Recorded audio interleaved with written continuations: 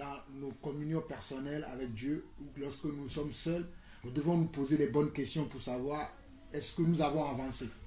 Parce que dans le milieu professionnel, lorsqu'on emploie quelqu'un, on lui donne un rôle, on lui donne un emploi, son patron attend de voir de lui des progressions en fait, qu'il progresse dans son travail, ou du moins, s'il ne progresse pas, qu'il fait mieux son travail. Au fait, le poste pour lequel on l'a employé, au moins qu'il assume et qu'il accomplit avec toutes les qualités nécessaires qu'il faut, sans rien faire au fait avec légèreté ou bien sans prendre soin des choses qu'on lui confie au fait. Et chacun d'entre nous, Dieu nous a confié un talent. Déjà, le fait que Dieu nous a appelés, déjà c'est quelque chose, parce que Dieu n'a pas appelé tout le monde. Mais moi, nous, il nous a appelés. Je suis conscient tellement de le fait d'être enfant de Dieu aujourd'hui que je me sens privilégié au fait de connaître déjà Dieu. Parce qu'il y a des gens qui ne connaissent pas Dieu. Tu peux même, des fois quand je parle avec certaines personnes, ils me disent, tu parles de ce Dieu-là tellement que je me dis, comment tu fais pour... Et c'est là que je vois que c'est une grâce au fait que j'ai de croire en Dieu.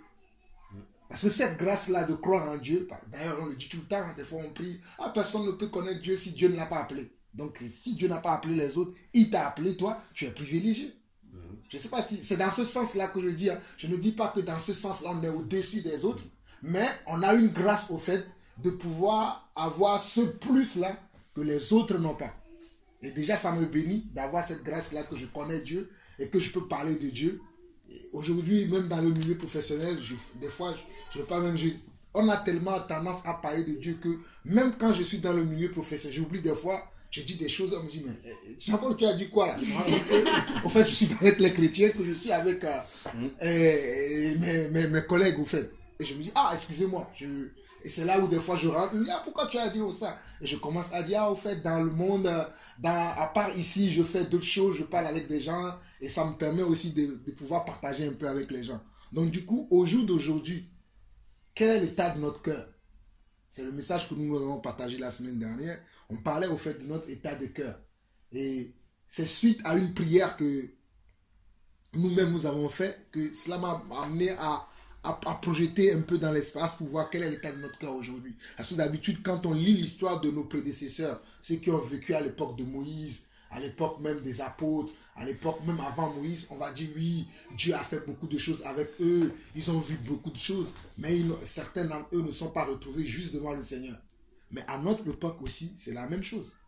Malgré que Dieu a fait beaucoup de choses, il nous a sortis du monde, beaucoup d'entre nous aujourd'hui, peut-être c'est pas aujourd'hui, mais demain, Dieu ne nous trouvera pas juste parce qu'on aura oublié déjà ce que Dieu aura fait dans notre vie, ou bien on aura dit, on a déjà acquis tout ce qu'il faut, donc on n'a pas besoin de faire encore des efforts, on n'a pas besoin d'améliorer notre qualité de vie, notre qualité de communion avec le Seigneur. Et c'est là où on se trompe au fait. Et quand on regarde dans Actes chapitre 17, Actes chapitre 15, à partir du verset 36, l'apôtre Paul va dire que quelques jours s'écoulèrent après lesquels Paul dit à Barnabas, retournons voir les frères dans toutes les villes où nous avons annoncé la parole du Seigneur pour voir en quel état ils sont. Donc on voit que Paul est parti dans une ville où il a enseigné, il a fait des disciples, il est parti, mais quelques années plus tard, il va dire aux autres frères, allons voir quel est l'état de cœur des gens que nous avons laissés. Tout à l'heure, quand on était arrivé, le frère Alain nous parlait que le 28 février, ils vont partir à Nice. Le 24 février, ils vont partir à Nice. Et tout ce matin, quand je venais avec Patrick, dans la voiture, je lui disais que là, Dieu me met à cœur que je dois retourner sur le terrain, aller voir les frères, toutes les personnes qu'on a connues dans le passé, que je dois retourner vers ces gens parce que le temps est très précieux pour le Seigneur aujourd'hui, pour qu'on voit quel est l'état de notre cœur. Est-ce que nous gardons les choses de Dieu ou bien est-ce que nous ne gardons pas les choses de Dieu? Parce qu'en temps, il y a eu beaucoup de messages que nous avons écoutés, certains qui nous ont bénis, certains qui nous ont mis dans la confusion. Mais dans tout ça, là, il faut qu'on s'asseye, qu'on dise, bon, ça c'est bon, ça je garde, ça je garde, ça je garde, ça je ne garde pas, ça je l'enlève, ceci je le pratiquais avant, j'avais oublié, je ne le pratique plus. Donc c'est à nous de faire tout ça. Donc on voit que l'apôtre Paul, il est parti pour ça. Revenons maintenant dans 2 Corinthiens, chapitre 13. Et après, je vais aller dans l'Ancien Testament et je vais finir dans l'Ancien Testament. 2 Corinthiens chapitre 13, verset 5. Où on nous dit, examinez-vous vous-même pour savoir si vous êtes dans la foi. Éprouvez-vous vous-même. Donc, la semaine dernière, je disais, comment est-ce qu'on peut s'examiner si on est dans la foi? On s'examine si on est dans la foi lorsqu'on regarde si ce que je vis, si cela est conforme à la parole de Dieu. Si ce que je pense, est-ce que cela est conforme à la parole de Dieu? Ce que je veux pratiquer, est-ce que cela est conforme à la parole de Dieu? Si cela est conforme à la parole de Dieu, je suis encore dans la foi. Mais si je me suis écarté de la parole de Dieu, je ne suis plus dans la foi. Je me persuade moi-même que je suis dans la foi, mais en réalité, je ne suis pas. Puisque ce qui va faire que je sois dans la foi, puisque la foi vient de ce qu'on entend, et ce qu'on entend vient de la parole de Dieu. Donc la foi même, c'est de croire à la parole de Dieu. C'est de croire au fait à quelque chose que tu ne vois pas. C'est pour ça que Jésus lui-même va dire dans Matthieu 5 que heureux ceux qui ont cru sans avoir vu. Parce que nous croyons à quelque chose que nous n'avons pas encore vu. Nous avons des difficultés, nous avons des problèmes. Chacun selon les épreuves qu'on passe. Peut-être l'épreuve dans laquelle je suis en train de passer n'est pas pareil à l'épreuve de la sœur, n'est pas pareil à l'épreuve du frère Georges. Mais toujours est-il que chacun d'entre nous vit une épreuve. Mais c'est la réaction qu'on a dans cette épreuve-là qui va nous prouver que si nous sommes dans la foi ou pas. Donc il nous dit, examinons nous-mêmes pour savoir si nous sommes dans la foi. Et si nous continuons, il dit, ne reconnaissez-vous pas que Jésus-Christ en vous, à moins peut-être que vous ne soyez désapprouvés. Mais j'espère que vous reconnaissez que nous ne sommes pas désapprouvés. Bon, par là de même, parce que l'apôtre Paul lui-même, ayant déjà fait cet état de diagnostic dans son cœur, il va vouloir parler aux autres. Et cependant, il va dire, cependant, nous prions Dieu que vous ne fassiez rien de mal, non pour paraître nous-mêmes approuvés, mais afin que vous pratiquiez ce qui est bien et que nous serons comme désapprouvés. Car nous n'avons pas de puissance contre la vérité, nous en avons que pour la vérité. Et là, je vais me rester au verset 8, là où il dit, car nous n'avons pas de puissance contre la vérité. La vérité aujourd'hui, nous ne devons pas, les gens aujourd'hui combattent la vérité. Et je suis pas, ça fait quelques mois là, je relis au fait toute la Bible. Je relis certains passages de la Bible que j'ai déjà lus, et même sur le sujet de Dieu. Si Dieu et si Jésus était-il Dieu. Et j'étais en train de lire la Bible, et j'ai commencé à faire certains exercices personnels. Je me suis rendu compte que non, il y a plusieurs passages qui prouvent que Jésus est Dieu. Mais aujourd'hui, les gens vont parler, chacun va dire oui, est-ce que Jésus est Dieu ou pas? Et quand je relisais ça, je me dis, Seigneur, il faut vraiment qu'on retourne au fait à la parole et qu'on s'examine nous-mêmes pour savoir si on est dans la foi. Et ce qu'on dit aux autres, il faut d'abord que nous-mêmes nous éprouvons ces choses-là pour savoir si ce que nous disons, est-ce que c'est vrai. Et on va faire l'exercice ensemble, juste pour l'exercice de si Jésus était Dieu. On va aller dans Jean 1. Et après, je vais aller dans l'Ancien Testament pour parler de notre état de cœur. Jean chapitre 1. Au fait, la Bible s'interprète elle-même. Dans tout ce que la Bible dit, c'est clair au fait. Mais en voulant chercher la prophétie, la révélation derrière tous les mots, et c'est là où on tombe dans des pièges où on dit des choses qui ne sont pas au fait conformes à la saine doctrine. On nous dit, Jean chapitre 1, on dit, au commencement était la parole, et la parole était avec Dieu, et la parole était Dieu. Elle était au commencement avec Dieu. Maintenant, l'exercice que moi j'ai fait, j'ai dit, tout partout où je vois le mot parole, je le change avec le mot Dieu. On va faire ça ensemble. Au commencement était Dieu. Parce que je vois parole ici. Je le change avec Dieu. Au commencement était Dieu. Et Dieu était avec Dieu. Et Dieu était Dieu. Est-ce qu'on est tous d'accord? Amen. Parce qu'on nous dit au commencement était la parole. Et la parole était avec Dieu. Et la parole était Dieu. Elle était au commencement avec Dieu. Elle là aussi représente encore la parole. Donc je vais dire Dieu était au commencement avec Dieu. Est-ce qu'on est d'accord? Amen. Ok. Toutes choses ont été faites par Dieu. Parce que moi, à chaque fois que je vois le mot elle ou parole, je le remplace par Dieu. Et rien de ce qui a été fait n'a été fait sans Dieu. En Dieu était la vie, et la vie était la lumière des hommes. La lumière, lui, dans les ténèbres, et les ténèbres ne l'ont point reçue. Il eut un homme envoyé de Dieu. Son nom était Jean. Ici, ce n'est pas l'apôtre Jean, mais c'est Jean le Baptiste qui a précédé Jésus. Il vint pour servir de témoin, pour rendre témoignage à la lumière, afin que tous croient par lui. Il n'était pas la lumière, mais il parut pour rendre témoignage à la lumière. Et nous tous qui savons l'histoire de Jean, quand on lit Ésaïe chapitre 40, on nous précise que Jean serait la personne qui devait précéder la personne qui devait venir. Et on nous dit ici dans Jean chapitre 1 que le Jean-Baptiste là dont Ésaïe 40 nous parle est vraiment venu dans le monde et qu'il a précédé Jésus. Donc maintenant je continue la lecture. Cette lumière était la véritable lumière qui en venant dans le monde éclaire tout homme. Et même le mot lumière ici, c'est toujours la parole. Donc je peux dire cet Dieu ou bien ce Dieu était le véritable lumière. Je peux dire aussi ça. Parce que le mot lumière aussi représente toujours Dieu. Ici, il y a encore elle.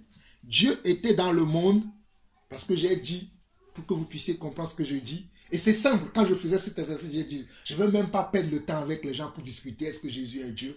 Moi, je lis ça, si la personne comprend, gloire à Dieu. S'il ne comprend pas, moi, j'avance avec ce que j'ai compris. Ce n'est plus la peine qu'on soit là dans les distractions. Oui, commencer à redire. Non. Amen. Enfin, je parle pour moi, mais je ne sais pas si ça vous parle. Mais je ne veux plus être là. Ça crée une animosité. Ça crée une nervosité. Tu vois ton frère, tu ne veux même plus le saluer parce qu'il ne croit pas à la même chose que toi. S'il croit, gloire à Dieu. S'il ne croit pas, avançons. On nous dit, là, on dit, elle était dans le monde. Bon, vous rigolez, mais quand je faisais ça, je me dis, mais c'est tellement simple la Bible, au fait. Elle était dans le monde. Elle, là, je veux dire, Dieu était dans le monde.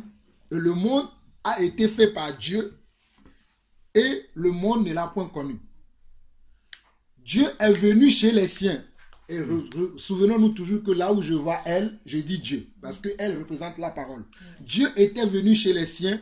Et les siens ne l'ont point reçu. Mais à tous ceux qui l'ont reçu, à ceux qui croient en son nom, Dieu a donné le pouvoir de devenir enfants de Dieu, lesquels sont nés non du sang, ni de la volonté de la chair, ni de la volonté de l'homme, mais de Dieu. Et Dieu a été fait chair. C'est écrit noir sur blanc. Et Dieu a été fait chair et Dieu a habité parmi nous plein de grâce et de vérité. Amen. Mais les gens vont chercher. Ah oui, il a dit que le Fils est soumis au Père, le Père ceci, et ça crée des éléments d'animosité dans le cœur. Tu vois ton frère, tu ne peux même pas lui dire bonjour parce que tu dis, bon, il ne croit pas au même Dieu. Des fois, les gens me regardent, les gens m'appellent, on commence à parler. Après, à un moment donné, il dit, bon, dis-moi, est-ce que tu crois que Jésus est Dieu? Dès que je dis que Jésus est Dieu, il raccroche. Je dis, mais on devient des psychopathes au fait. On n'est plus des chrétiens. Est-ce que Jésus est Dieu? Alors que la parole le dit. La parole le dit, et puis il suffit simplement d'être au fait simple et de comprendre la parole simplement, comme on dit ici. Et la parole a été faite chair. C'est quoi la parole? C'est Dieu. Et Dieu a été fait chair et elle a habité parmi nous, pleine de grâce et de vérité. Et nous avons contemplé sa gloire, une gloire comme la gloire du Fils unique venu du Père. Et c'est écrit. Mais nous, on va commencer. Et en lisant Jean chapitre 1, je vous épargne la lecture, mais si vous avez le temps, réalisez vous-même et faites l'exercice que je viens de faire là. Vous allez voir que c'est tellement simple de comprendre ça. Mais c'est parce qu'on se cherche. Je vais avoir des révélations pour qu'on puisse dire que Alain il a plus de révélations que Jean-Paul. C'est lui qui nous a révélé ça. On n'est plus à ce stade-là.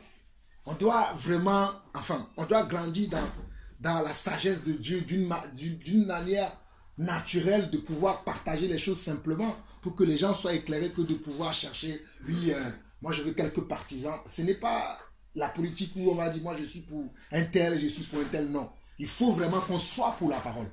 Et j'ai pris une décision moi-même maintenant de présenter que Jésus, de parler que de Jésus. Dans tous les derniers messages que je fais là, j'insiste que sur Jésus parce que c'est ça au fait qu'on doit dire. Jésus est Dieu, il est le chemin, il est la vérité. Je vais insister sur ça. Celui qui veut croire, il croit. Celui qui ne veut pas croire. Parce que j'ai vu que c'est ce que les apôtres faisaient. Tu vas l'interdire de parler de Jésus, tu l'interdis là, tu le verras ailleurs là-bas, il parlera que de Jésus. S'il quitte là-bas, il va là-bas, il parlera que de Jésus. C'est ça, ils passent leur temps à faire ça. Mais nous, quand on t'interdit de parler de Jésus ici, tu vas là-bas, tu vas parler de Pierre. Tu vas l'autre là, tu vas parler de Jean. Parce que tu as peur. Non, reste dans le cas dans lequel on t'a appelé. Dis la chose telle qu'elle est. Celui qui est appelé à croire à ça, va croire. Et quand on continue cette lecture, on arrive jusqu'au verset et 30, et c'est là, c'est Jean le Baptiste qui parle. Il va dire, celui dont j'ai dit, après moi vient un homme qui m'a précédé, car il était avant moi. Je ne le connaissais pas, mais c'est enfin qu'il soit manifesté à Israël que je suis venu baptiser. Jean rendit ce témoignage, j'ai vu l'Esprit descendre sur lui comme une colombe et s'arrêter sur lui. Je ne le connaissais pas, mais celui qui m'a envoyé baptiser d'eau m'a dit, celui sur qui tu verras l'Esprit descendre, s'arrêter, c'est celui qui baptise du Saint-Esprit. Et j'ai vu et j'ai rendu témoignage qu'il est le Fils de Dieu. Et quand on saute encore ici, parce que je ne veux pas perdre le temps sur ça, hein, sinon je pouvais, mais quand on saute, on continue encore. On arrive jusqu'au verset 42, je vais lire jusqu'au verset 51. On dit, il le conduisit vers Jésus. Jésus l'ayant regardé dit, tu es Simon, fils de Jonas, tu seras appelé Céphas, ce qui signifie Pierre. Là, Jésus commence à choisir ses apôtres. Et il va trouver Simon qui est fils de Jonas et qui va lui dire, tu es Céphas, mais moi je vais t'appeler Pierre. Le lendemain, Jésus voulut se rendre en Galilée et il rencontra Philippe. Il lui dit, suis-moi. Philippe était de Béthaïda, de la ville d'André et de Pierre. Philippe rencontra Nathanaël et lui dit, nous avons trouvé celui de qui Moïse a écrit dans la loi et dont les prophètes ont parlé, Jésus de Nazareth, fils de Joseph. Regardez comment ils vont parler. Ils vont dire, nous avons trouvé quelqu'un, mais la personne qu'ils ont trouvée, ils vont faire référence à ce que les autres prophètes ont dit de lui. Il a dit, nous avons trouvé la personne dont les prophètes nous ont parlé. Donc Jésus, c'est qui? Les prophètes ont parlé de lui. Et eux, ils ont eu la confirmation que la personne là qu'ils ont trouvée, c'est celui dont les prophètes ont parlé. Donc pour connaître qui est Jésus aujourd'hui, on doit savoir aussi de ce que les prophètes ont dit de lui. Et d'autres aujourd'hui ne veulent pas savoir ce que Jésus et les prophètes ont dit de Jésus. Ils ont eux-mêmes leurs idées. Bon, il est le Fils de Dieu, et puis on s'arrête là. Mais il faut savoir ce que les prophètes ont dit de lui. Et Nathanaël continue. Nathanaël lui dit, peut-il venir de Nazareth quelque chose de bon? Philippe lui répondit, viens et vois. Jésus voyant venir à lui Nathanaël, dit de lui, voici vraiment un Israël dans lequel il n'y a point de fraude.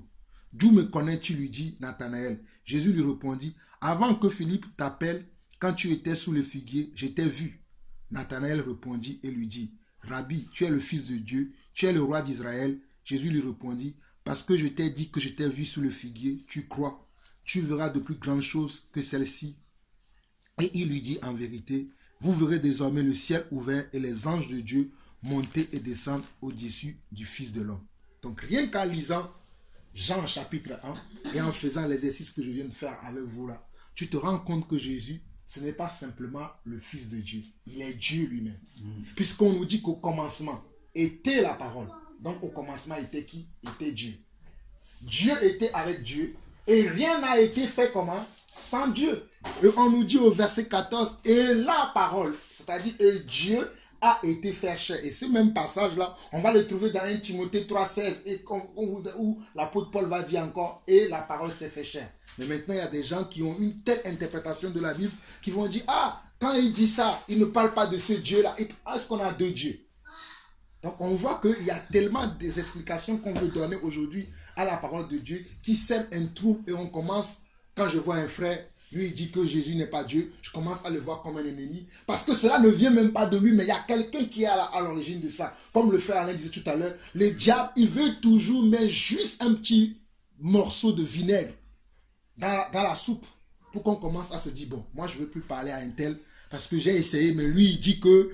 Et puis ça crée une animosité, on n'a plus cet amour qui est simple qu'on doit avoir les uns envers les autres, même si on n'est pas d'accord peut-être sur tout ce qu'on dit, mais on doit au moins se dire que bon, peut-être s'il dit ça, je dois considérer ce qu'il dit et revoir ma copie et avoir au fait le bon sens de dire bon, je vais encore revoir ma copie que de dire non, lui parce qu'il pense ça là, c'est fini, je ne peux même plus marcher avec lui, alors que c'est pas ça le but. Et beaucoup de choses comme ça arrivent aujourd'hui. Et dernièrement, je pensais un peu aux boucles d'oreilles. Tous les messages qu'on a écoutés ces temps, tu vois une soeur avec un boucle d'oreille. Oh non, non, ma soeur, on commence tout de suite, tu vas aller en enfer. Parce qu'il y a des gens qui croient que ceux qui mettent des boucles d'oreilles, ou nous qui avons nos alliances, on doit laisser les alliances parce que quand on vient au Seigneur, on doit abandonner même les choses que Dieu nous a données. Mais mes frères, soyons un peu sérieux. Est-ce que parce que j'ai mis une alliance, Dieu va me dire, tu n'iras pas au ciel? Est-ce que parce que quelqu'un a mis des boucles d'oreilles, Dieu va lui dire qu'il n'ira pas au ciel? Et c'est cet évangile-là qui sévit aujourd'hui. On ne parle plus de Christ. On parle des choses que nous possédons. Au lieu de parler de Christ et parler du péché, on va parler que des choses qui font que les gens sont dans la distraction. Et Dieu m'a fait comprendre que je dois faire attention parce que si je ne fais pas attention, je peux me basculer vers cet évangile-là parce que c'est ce qu'on écoute tout le temps. Et à force d'écouter quelque chose tout le temps qui n'est pas de la vérité, va devenir de la vérité pour toi. Parce que n'oublions pas que la foi vient de ce qu'on entend. Et ce qu'on entend vient de la parole de Dieu. Vu que ces genres de messages-là, les gens prennent la Bible, si on est tout le temps en train d'écouter ces genres de choses, on va commencer nous aussi à parler comme ça parce qu'on écoute ça. Donc c'est pour ça que nous devons nous examiner nous-mêmes. Et je vous assure que lorsque j'ai commencé à faire ces check-up personnels en voyant les choses que j'ai appris, les choses que j'ai appris de mes frères, de mes sœurs, en lisant la parole ou bien en écoutant les exhortations, j'ai trouvé beaucoup de choses qu'il faut enlever au fait. Bon, parce que d'ailleurs c'est pour la liberté que Christ nous a appelés. Maintenant nous ne faisons pas de ce prétexte-là pour vivre n'importe comment, mais nous devons faire attention et c'est là où on va aller dans l'Ancien Testament où je disais que je vais finir pour voir ce que Dieu a fait avec nos prédécesseurs. Je vais prendre l'exemple de Moïse et de Josué. C'est ce qu'on avait partagé la semaine dernière. Moïse et de Josué. On va aller dans Deutéronome chapitre 31.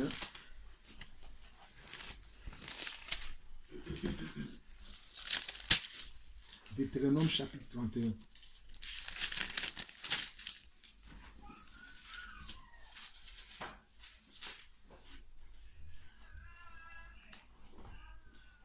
Au fait, la Bible dit que tout ce qui a été écrit d'avance l'a été pour notre instruction, afin que nous puissions nous calquer sur ces choses. Peut-être ne pas, quand je dis calquer, ce n'est pas de pratiquer la même chose telle qu'elle est écrite, mais au fait que cela nous sert de base, de fondement, et de pouvoir marcher au fait dans les mêmes traces.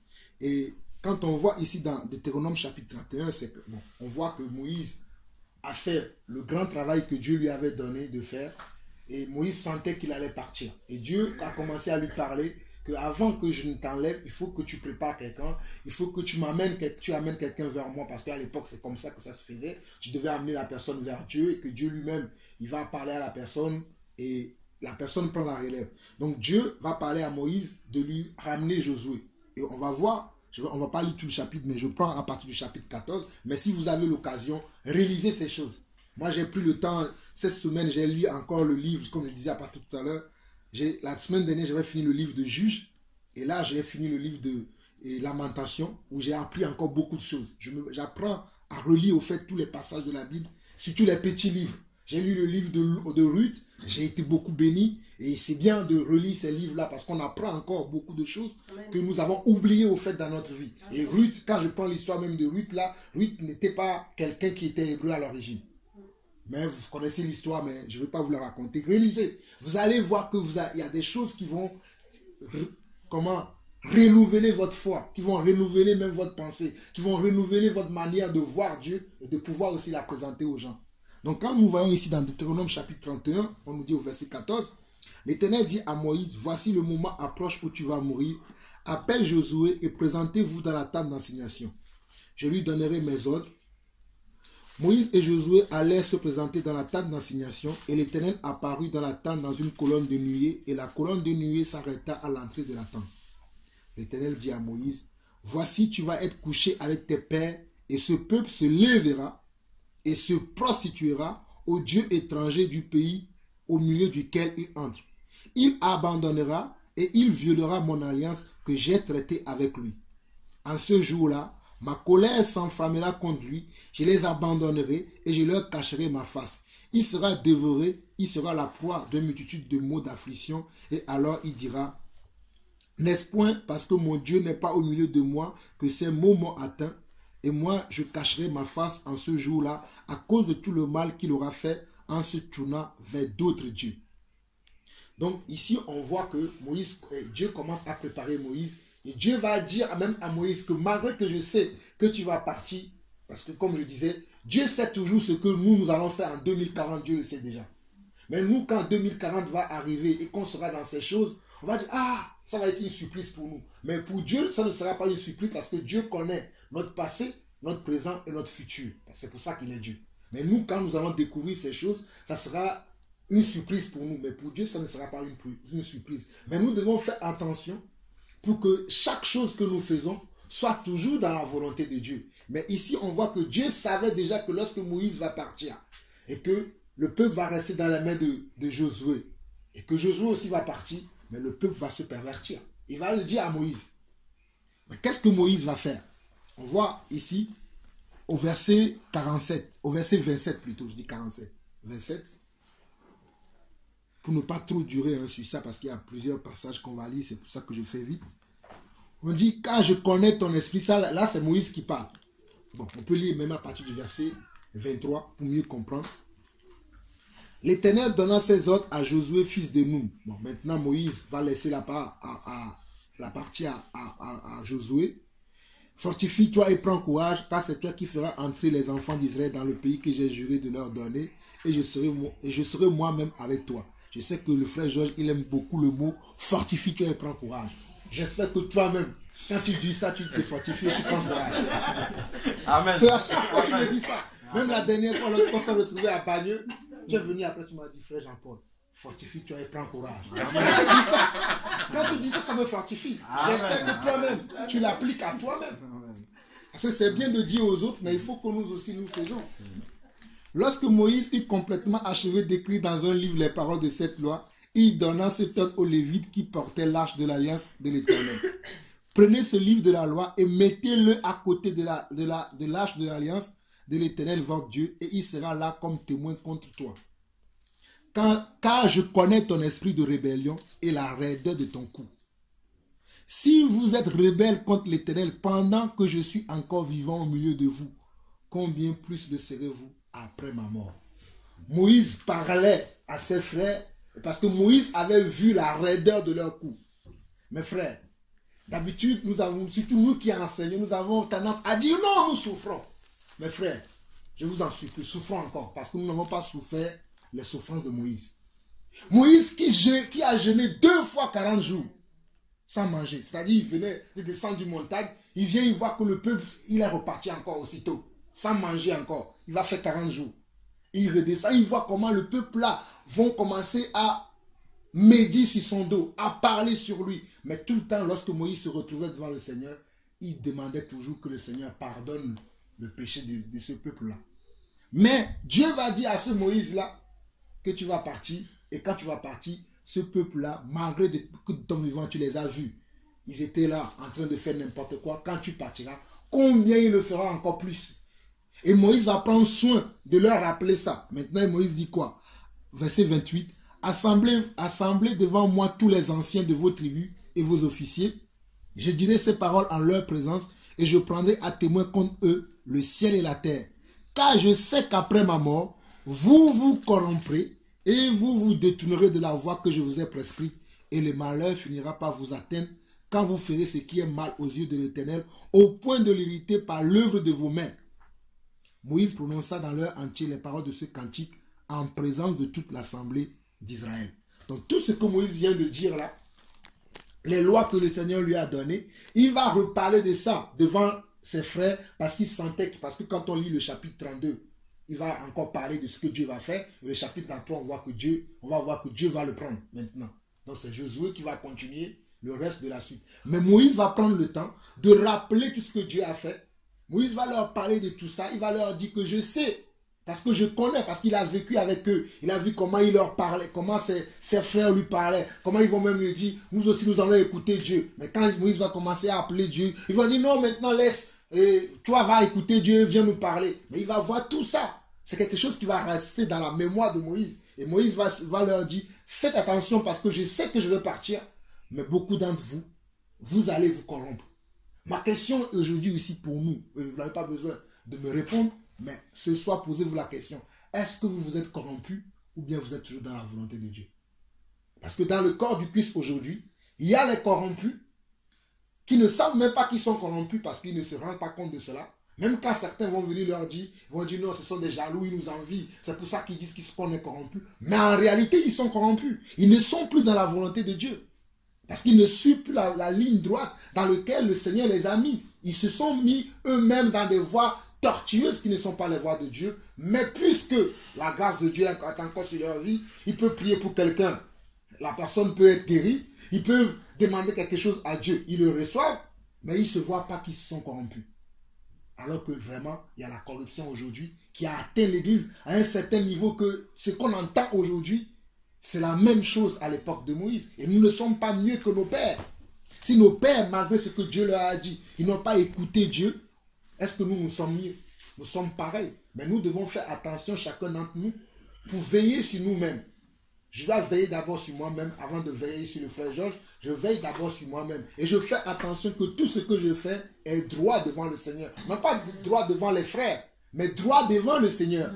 Si c'est droit devant le Seigneur, gloire à Dieu. Même si le frère ou la soeur n'est pas d'accord avec moi, moi je sais que ce que je fais est droit devant le Seigneur. Allons maintenant dans Josué pour voir si Josué a fait ce que Dieu lui avait dit de faire. Josué chapitre 1.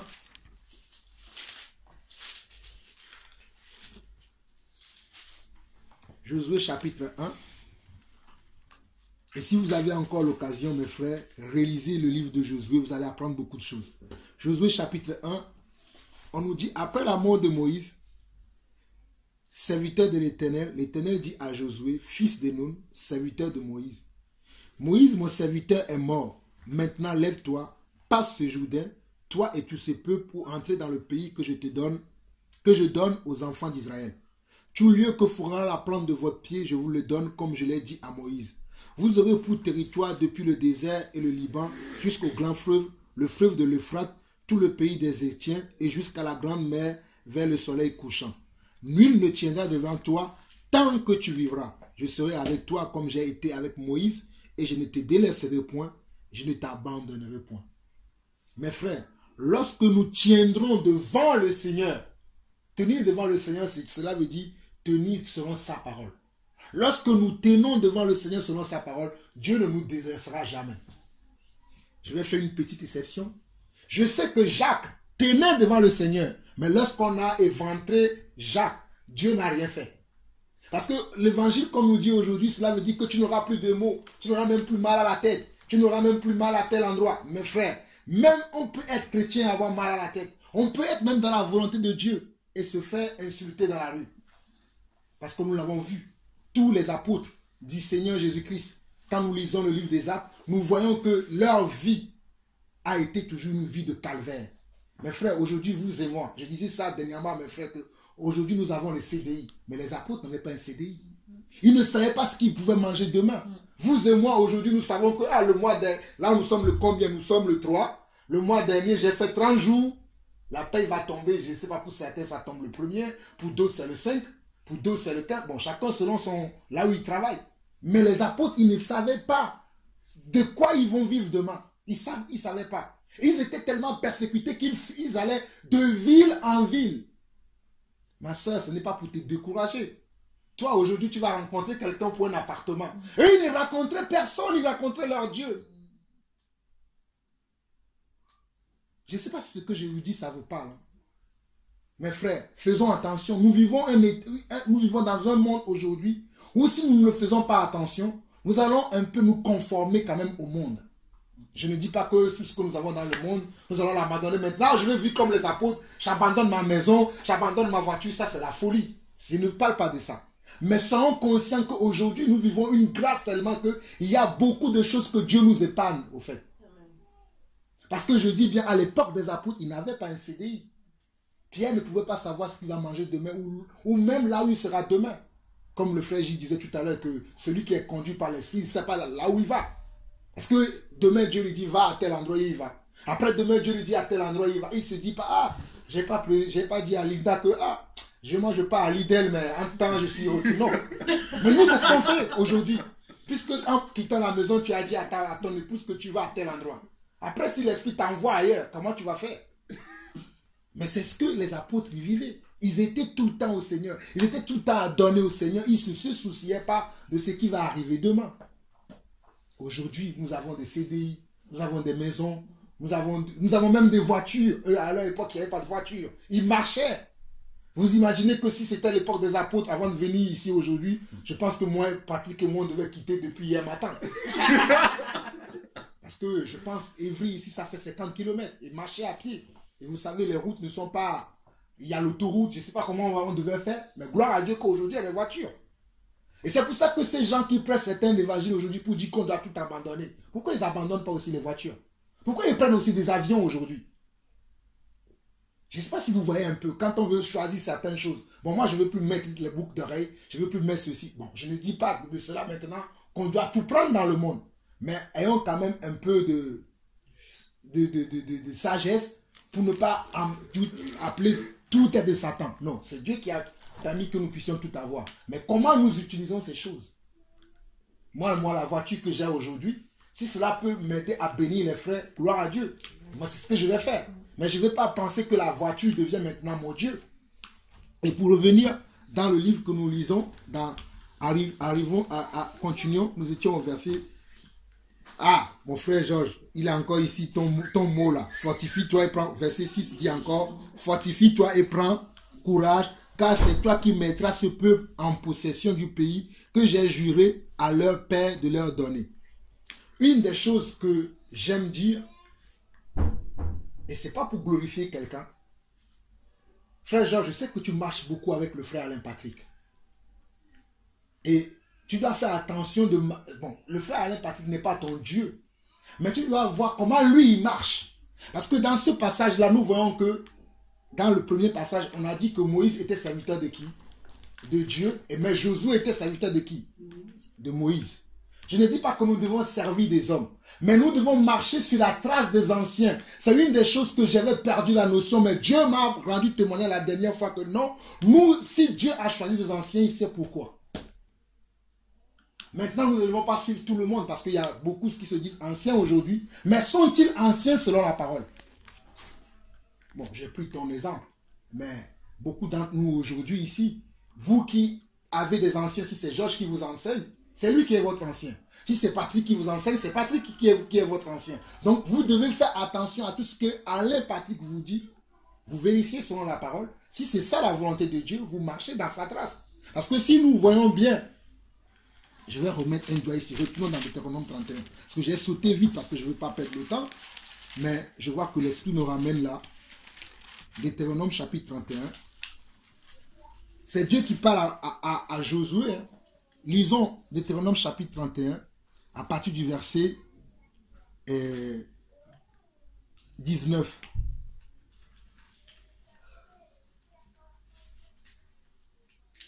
Il dit, maintenant écrivez ce cantique, enseignez-le aux enfants d'Israël, mets-le dans leur bouche et que ce cantique me serve de témoin contre les enfants d'Israël. Car je mènerai ce peuple dans le pays que j'ai juré à ses pères de lui donner, pays où coule le lait et le miel. Il mangera et se rassasiera, s'engraissera, puis il se tournera vers d'autres dieux et les servirait. Il méprisera et violera mon alliance. Quand le CDI va venir, quand toutes les portes vont nous être ouvertes ici en France, mes frères, il y a ce temps qui va arriver où beaucoup d'entre nous, peut-être pas tout le monde, certains d'entre nous, nous pouvons nous retrouver à l'Assemblée nationale. Nous pouvons même nous retrouver ministres. Mais est-ce que nous allons garder toujours en tête que nous sommes des enfants de Dieu là-bas? Moïse, lorsqu'il était venu en Égypte et que Dieu l'a envoyé là-bas et qu'il allait parler à Pharaon, il savait qui il était. Joseph, lorsqu'il était élevé en Égypte, au premier rang, c'est-à-dire, si Joseph ne parlait pas, personne ne pouvait sortir, mais Joseph savait qui il était. Mais nous, aujourd'hui, lorsque Dieu va nous bénir, parce que Dieu va nous bénir, Dieu va ouvrir certaines portes pour pouvoir... Au fait, si Dieu ouvre ces portes, c'est pour qu'on puisse apporter quelque chose. Mais est-ce qu'on va apporter la bonne chose ou bien on va commencer à faire comme tout le monde? Je continue la lecture. Verset 21. Quand alors il sera atteint par une multitude de maux et d'afflictions, ce cantique qui me sera point oublié et que la postérité aura dans la bouche, déposera comme témoin contre ce peuple.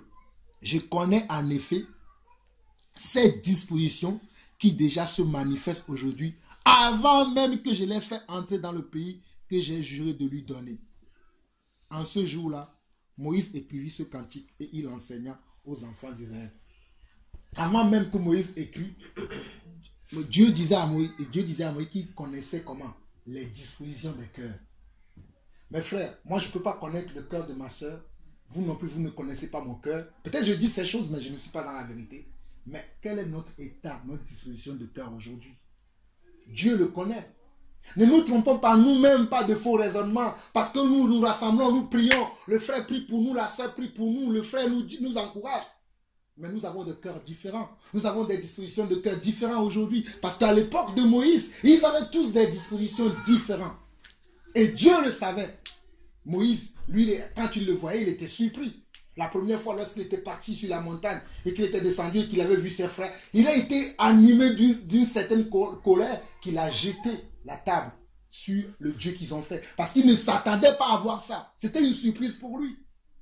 Et comme au milieu de nous aujourd'hui, tu vas attendre un frère, il est avec nous, on prie, après tu vas apprendre que le frère là, il bat sa femme. Le frère là, il trompe sa femme. On est surpris d'apprendre des choses comme ça. Mais frères, arrêtons de choquer nos frères. C'est ça qui fait que beaucoup aujourd'hui sortent de la foi parce que nous, qui sommes des frères et des sœurs, on ne marche pas selon la vérité, on choque les gens. Je dis non. Le frère Jean-Paul, il a fait ça. Lui qui dit ça, non, ce n'est pas possible. Quelle est notre disposition de cœur aujourd'hui? Travaillons beaucoup sur ça. Pensons, je sers le Seigneur pourquoi? Je vais vers le Seigneur pourquoi? Est-ce que je vais vers le Seigneur pour l'adorer, pour le prier? Parce que c'est ce que Dieu me demande? Ou parce que je veux, moi aussi, ma part du gâteau? C'est-à-dire que Dieu me donne un ministère, je peux aller de gauche à droite parler, les gens vont m'applaudir. Ou bien Dieu me donne une bénédiction, je vais avoir un bon travail, un bon cadre, peut-être un cap supérieur même dans un travail, et je vais me glorifier avec ça, je suis cadre. Ou bien est-ce que je veux servir le Seigneur? Les apôtres n'étaient pas cadres. Ils étaient des serviteurs de Dieu. Et si nous revenons dans Josué chapitre 1, Josué chapitre 1, j'étais au verset 6 avant de repartir là-bas pour dire la disposition de nos cœurs. Verset 7 encore, il va dire, fortifie-toi seulement et aie bon courage en agissant. Regardez, hein, tout à l'heure je parlais du frère Alain Patrick, je sais pourquoi j'ai parlé de ça. En agissant fidèlement selon toute la loi que Moïse, mon serviteur, t'a prescrite, n'étant détourné ni à droite, ni à gauche. Au fait, je suis en train de parler à nous, mais je me parle à moi-même.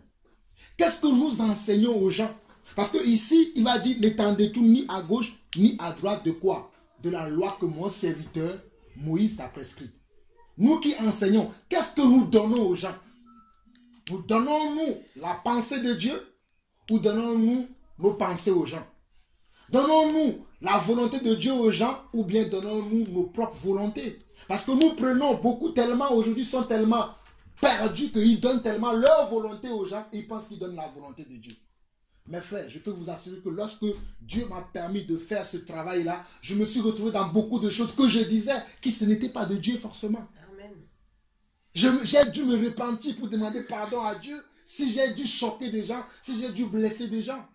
Parce que c'est un temps où nous devons faire un travail vraiment personnel. Même si ça doit prendre des jours et des jours, vaut mieux le faire que de se tromper toi-même par de faux raisonnements. Des fois, nous citons ces versets, mais je ne pense pas si nous voyons vraiment l'ampleur de ces choses. De vouloir dire quelque chose ou de croire quelque chose qui n'est pas la volonté de Dieu. Donc, nous comprenons que nous devons suivre les anciens. Ceux qui ont été anciens avec nous, suivre leurs pas. Mais toi qui es déjà ancien, tu dois marcher sans tourner ni à gauche, ni à droite. Parce que Moïse, si Dieu peut dire ça de Moïse, ça veut dire que Moïse n'a tourné ni à gauche, ni à droite. Nous savons que dans la marche de Moïse, il y a une seule chose que Moïse a fait. Moi, j'ai fait beaucoup de choses. Moïse, c'est une seule chose qu'il a fait. Il a frappé le rocher. C'est lui qui lui a fait quoi? Raté d'aller sur la terre promise. Et si vous et moi, nous avons fait plusieurs choses, mes frères. La Bible dit dans le livre de 1 Pierre que c'est difficilement, si on dit que si c'est difficilement que le juste se sauve, que sera l'impie? Je dis ça pour que nous prenions conscience de ne pas nous tromper nous-mêmes parce que nous avons l'habitude de nous réunir, de faire nos veillées de prière, d'adorer le Seigneur. C'est bien. Mais en réalité, au fin fond de nous-mêmes, quelle est la disposition de notre cœur? N'avons-nous pas des dents grincées contre un tel? C'est aussi un péché. N'avons-nous pas un problème avec un tel? Si nous avons un problème, corrigeons-le. Parce que c'est très important, c'est notre vie qui en dépend, c'est notre salut qui en dépend. C'est pour ça que ce jour-là, lorsque Matthieu 7 dit que beaucoup diront, oui, le Seigneur dira, je ne vous connais pas, c'est tellement vrai. Avançons. verset 7, fortifie-toi seulement et aie bon courage en agissant. Croyez-vous, moi, il a écrit ici comment? Fidèlement. Est-ce que sommes-nous encore fidèles au Seigneur aujourd'hui? Sommes-nous fidèles encore à nos principes, les principes de Dieu que nous connaissons, les principes élémentaires de la Bible? Sommes-nous fidèles encore à ça? Selon toute la loi que Moïse, mon serviteur, t'a prescrite, ne t'en détourne ni à droite ni à gauche, afin de réussir dans tout ce que tu entreprendras. Je mets encore ici la réussite selon Dieu. Ce n'est pas ce que nous on pense que lorsqu'un enfant de Dieu réussit, bon, il a un salaire de 12 000 euros, et quand il va quelque part, tout le monde applaudit. Ce n'est pas ça. La réussite selon Dieu, c'est que quand tu vas partout, on te chasse. Mes frères, je ne vous suis pas. C'est ça la vérité. La réussite selon Dieu, c'est que tu as tellement une lumière de Dieu sur toi que dès que tu arrives quelque part, les gens, tu ne parles même pas, hein, mais ils sont condamnés. Ils voient tellement la lumière de Dieu en toi qu'ils se disent, mais celui-là, on ne le veut pas ici. Il va causer des problèmes ici. Lui, on ne le veut pas. Et on te chasse partout où tu vas. Parce que c'est comme ça qu'étaient les apôtres. Parce qu'il avait une telle lumière. Moi, c'est ça que je ne suis pas encore arrivé à ça, croyez-moi.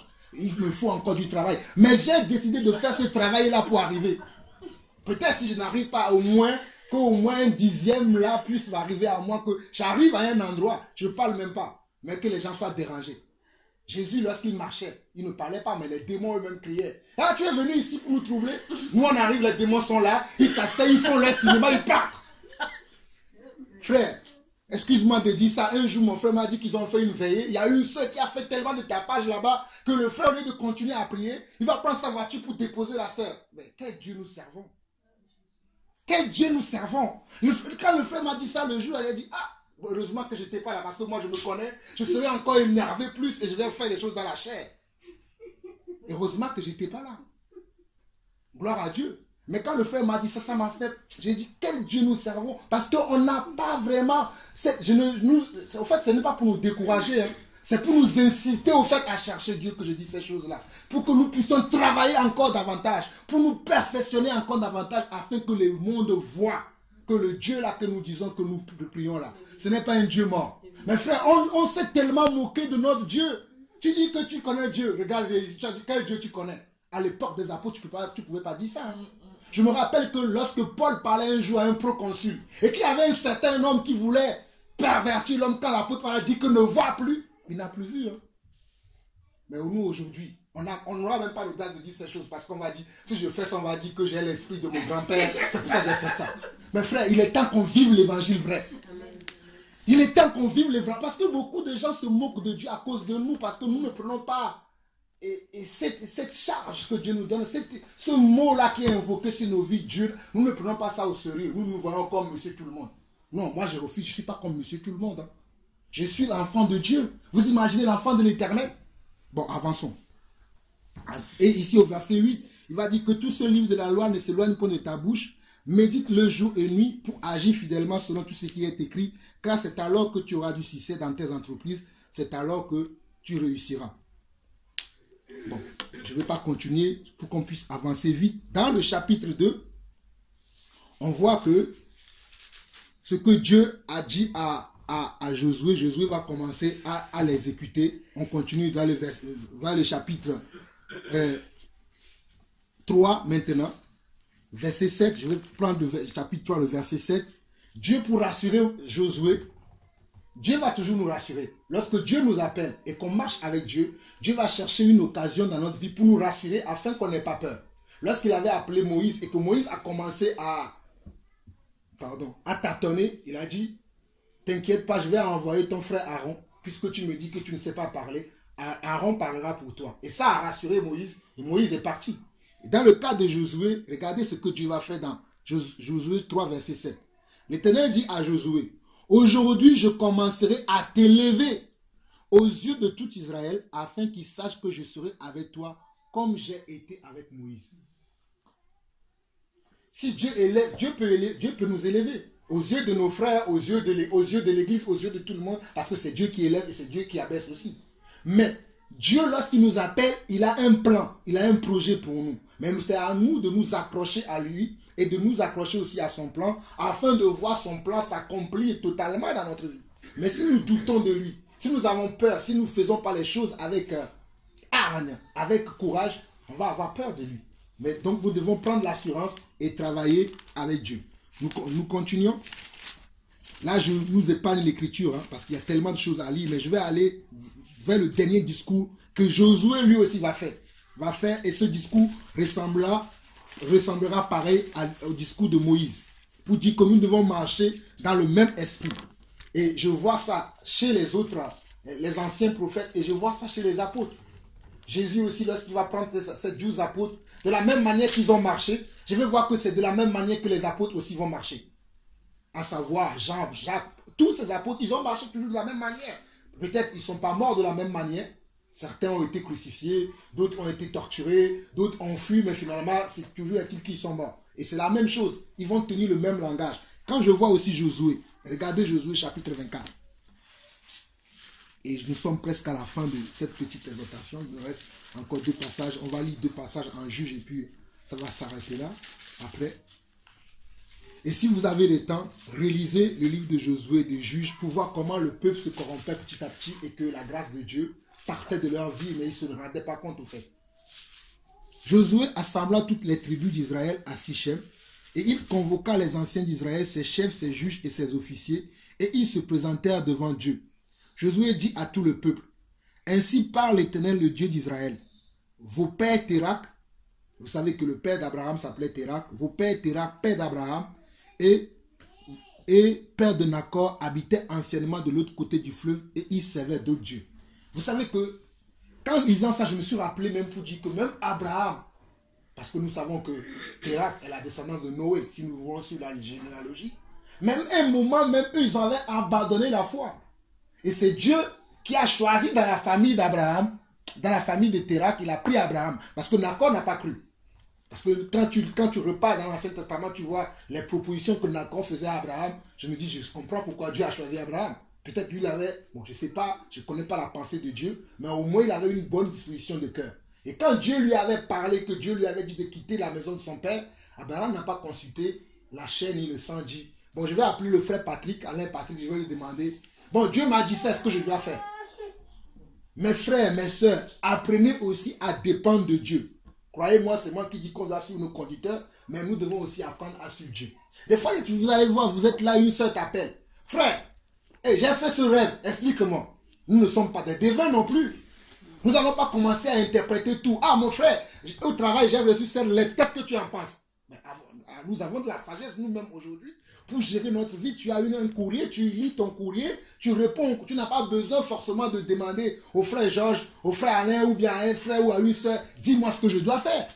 Nous devons être capables de savoir ce qu'on doit faire parce que ces frères, peut-être tous les dimanches quand nous nous réunissons, nous donnent déjà toute la sagesse de Dieu pour pouvoir mener notre vie. Mais pourquoi maintenant quand nous avons une preuve devant nous, nous appelons le frère? Frère, qu'est-ce que je dois faire?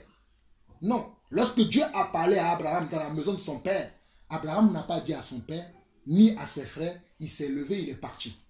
C'est ce que le frère Josué nous dit ici. Suivons-nous vous-même. Là, je ne vais plus interpréter, je vais lire et pour que vous puissiez comprendre pourquoi j'ai parlé comme ça. Josué dit à tout le peuple, ainsi parle, nous sommes au verset 2, ainsi parle l'Éternel, le Dieu d'Israël, vos pères Térak, père d'Abraham et père de Nacor, habitaient anciennement de l'autre côté du fleuve et ils servaient d'autres dieux. Je pris votre père Abraham de l'autre côté du fleuve et je lui fis parcourir tout le pays de Canaan. Je multipliai sa postérité et je lui donnai Isaac. Je donnai à Isaac Jacob et à Ésaü. Je donnai en propriété à Ésaü la montagne de Séir, mais Jacob et ses fils descendirent en Égypte. J'envoyai Moïse et Aaron et je frappai l'Égypte par des prodiges que j'opérais au milieu d'elle, puis je vous en fis sortir. Je fis sortir vos pères de l'Égypte et vous arrivâmes à la mer. Les Égyptiens poursuivirent vos pères jusqu'à la mer Rouge avec des chars et des cavaliers. Vos pères crièrent à l'Éternel et l'Éternel mit des ténèbres entre vous et les Égyptiens. Il ramena sur eux la mer et elle les couvrit. Vos yeux ont vu ce que j'ai fait aux Égyptiens et vous restâtes longtemps dans le désert. Je vous conduisis dans le pays des Amoréens qui habitaient de l'autre côté du Jourdain et ils combattirent contre vous. Je les livrai entre vos mains, vous prîtes possession de leur pays et je les détruisis devant vous. Balak, fils de Tippor, roi de Moab, se leva, combattit Israël il fit appeler Balaam, fils de Béor, pour qu'il vous maudisse. Mais je ne voulus point écouter Balaam. Il vous bénit et je vous délivrai de la main de Balak. Vous connaissez bien cette histoire-là que même quand Balaam, Dieu avait dit déjà à Balaam de ne pas aller avec eux. Mais lui, comme on dit la corruption, il veut toujours aller. Dieu t'a déjà parlé, mais tu veux toujours aller demander. Comme nous, aujourd'hui, Dieu nous parle. Mais non, je vais quand même demander encore à Dieu. Dieu t'a déjà parlé, il t'a déjà donné sa solution. C'est à toi de l'appliquer. Mais Dieu nous rappelle encore ça ici, verset 11. Vous passâtes le Jourdain et vous arrivâmes à Jéricho. Les habitants de Jéricho combattirent contre vous les Amoréens, les Phérésiens, les Cananéens, les Étiens, les Gigarciens, les Éviens et les Jébusiens. Je les livrai entre vos mains. Et j'envoyai devant vous les frelons qui les chassèrent loin de votre face comme les 2 rois des Amoréens. Ce fut ni par ton épée, ni par ton arc. Je vous donnai un pays que vous n'aviez point cultivé, des villes que vous n'avez point bâties, et que vous habitez des vignes et des oliviers que vous n'aviez point plantés et qui vous servent de nourriture. Tout ça là, c'est la bénédiction de Dieu. Lorsque Josué leur rappelle, parce qu'ils sont déjà dans la terre promise, Josué a vaincu déjà beaucoup de batailles, et lui aussi il sent qu'il va partir. Mais avant de partir, il va faire quoi? L'histoire. Il va leur rappeler leur histoire.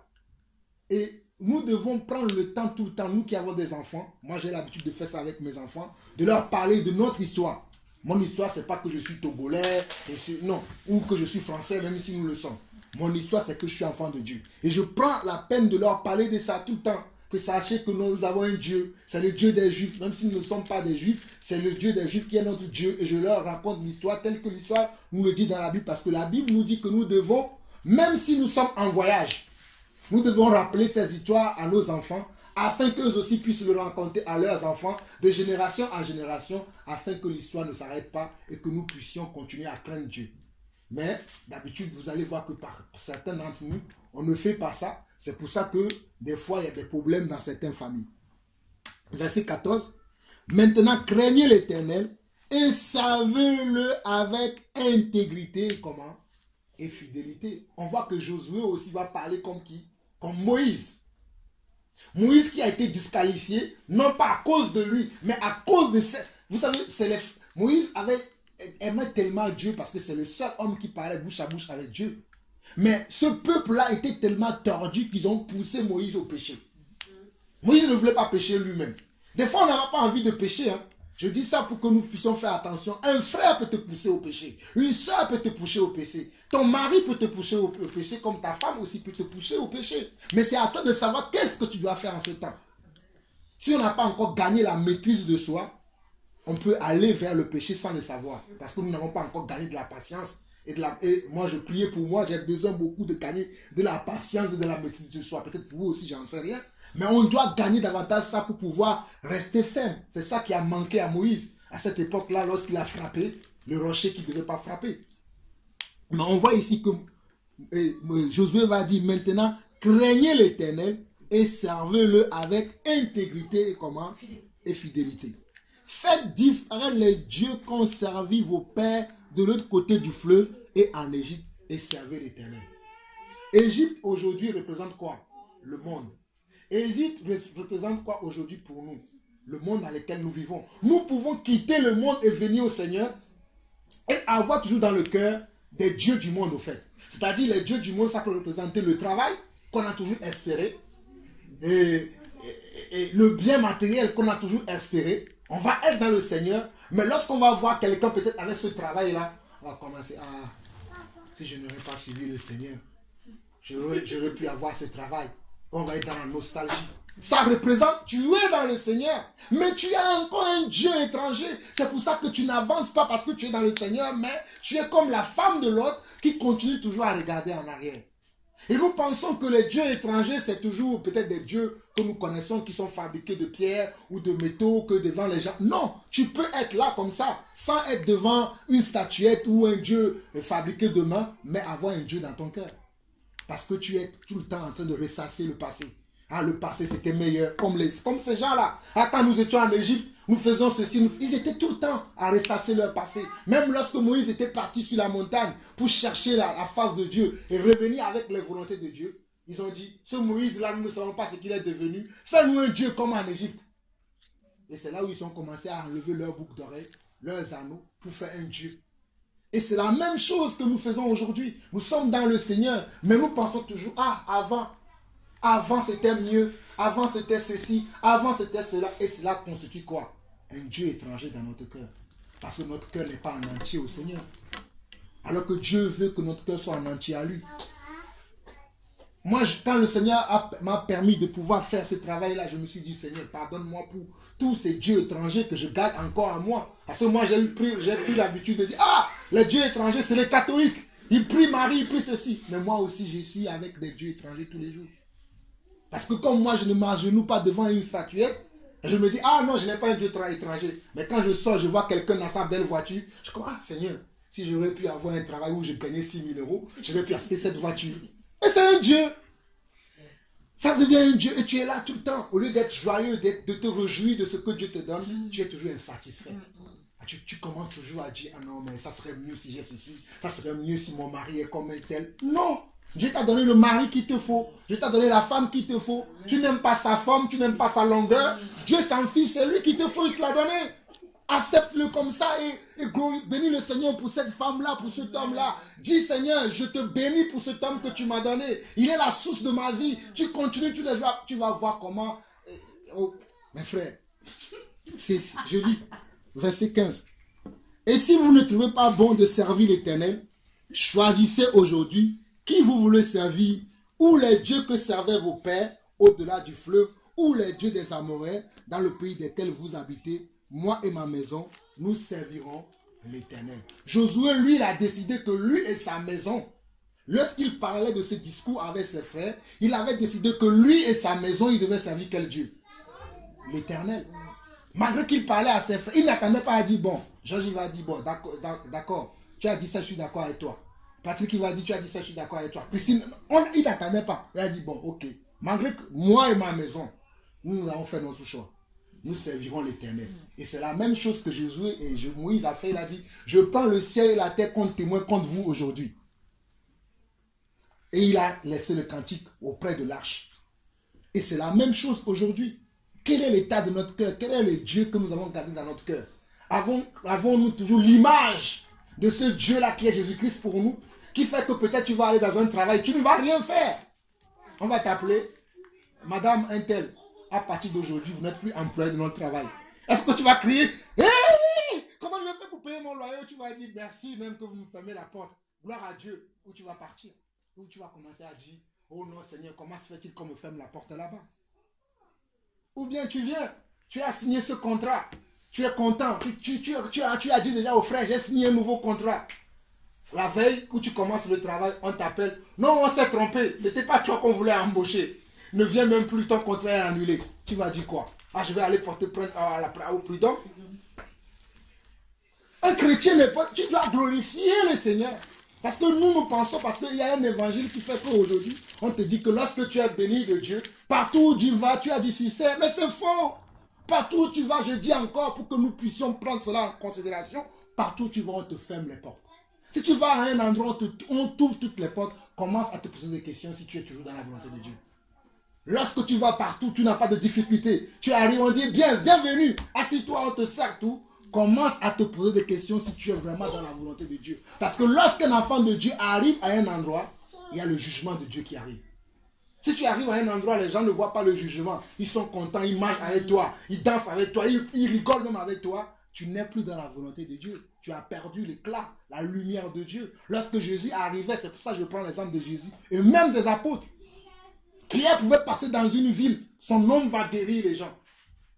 Pierre pouvait arriver dans un endroit. Le fait que Pierre arrive, on va appeler les gens, il est là, il va encore parler, on veut écouter ce que Dieu... Tu passes dans une ville, on ne sait même pas. Regarde, on est ici, même les gens de bouger ne savent rien. C'est vrai.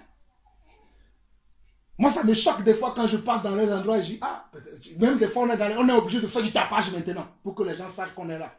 Mais en vérité, un enfant de Dieu, lorsque tu passes dans un endroit, tu as tellement marché avec Dieu, tu as tellement la puissance de Dieu qui est en toi que même ton passage fait dire à quelqu'un que regarde comment il passe ce monsieur-là.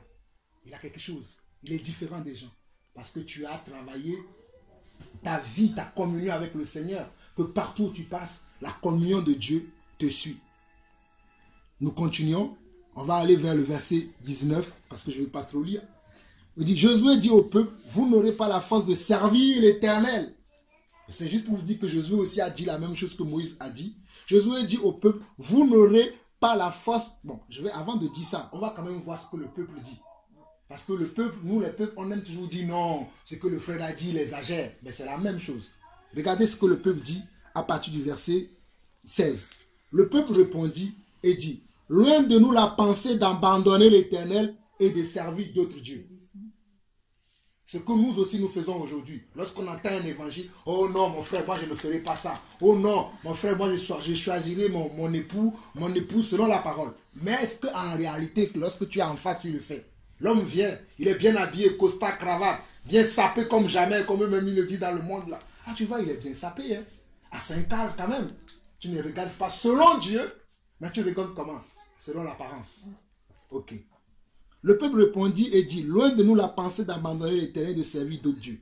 Car l'Éternel est notre Dieu, c'est lui qui nous a fait sortir du pays d'Égypte, de la maison de servitude, nous et nos pères. C'est lui qui a opéré sous nos yeux ces grands prodiges et qui nous a gardés pendant toute la route que nous avons suivie et parmi tous les peuples au milieu desquels nous avons passé. Il a chassé devant nous tous les peuples et les Amoréens qui habitaient ce pays. Nous aussi, nous servirons l'Éternel, car il est notre Dieu. Ils aussi vont faire l'apologie du Seigneur. Nous servirons le Seigneur qui est notre Dieu. Je vais vous montrer plus tard que ce qu'ils ont dit là. Ils n'ont pas obéi.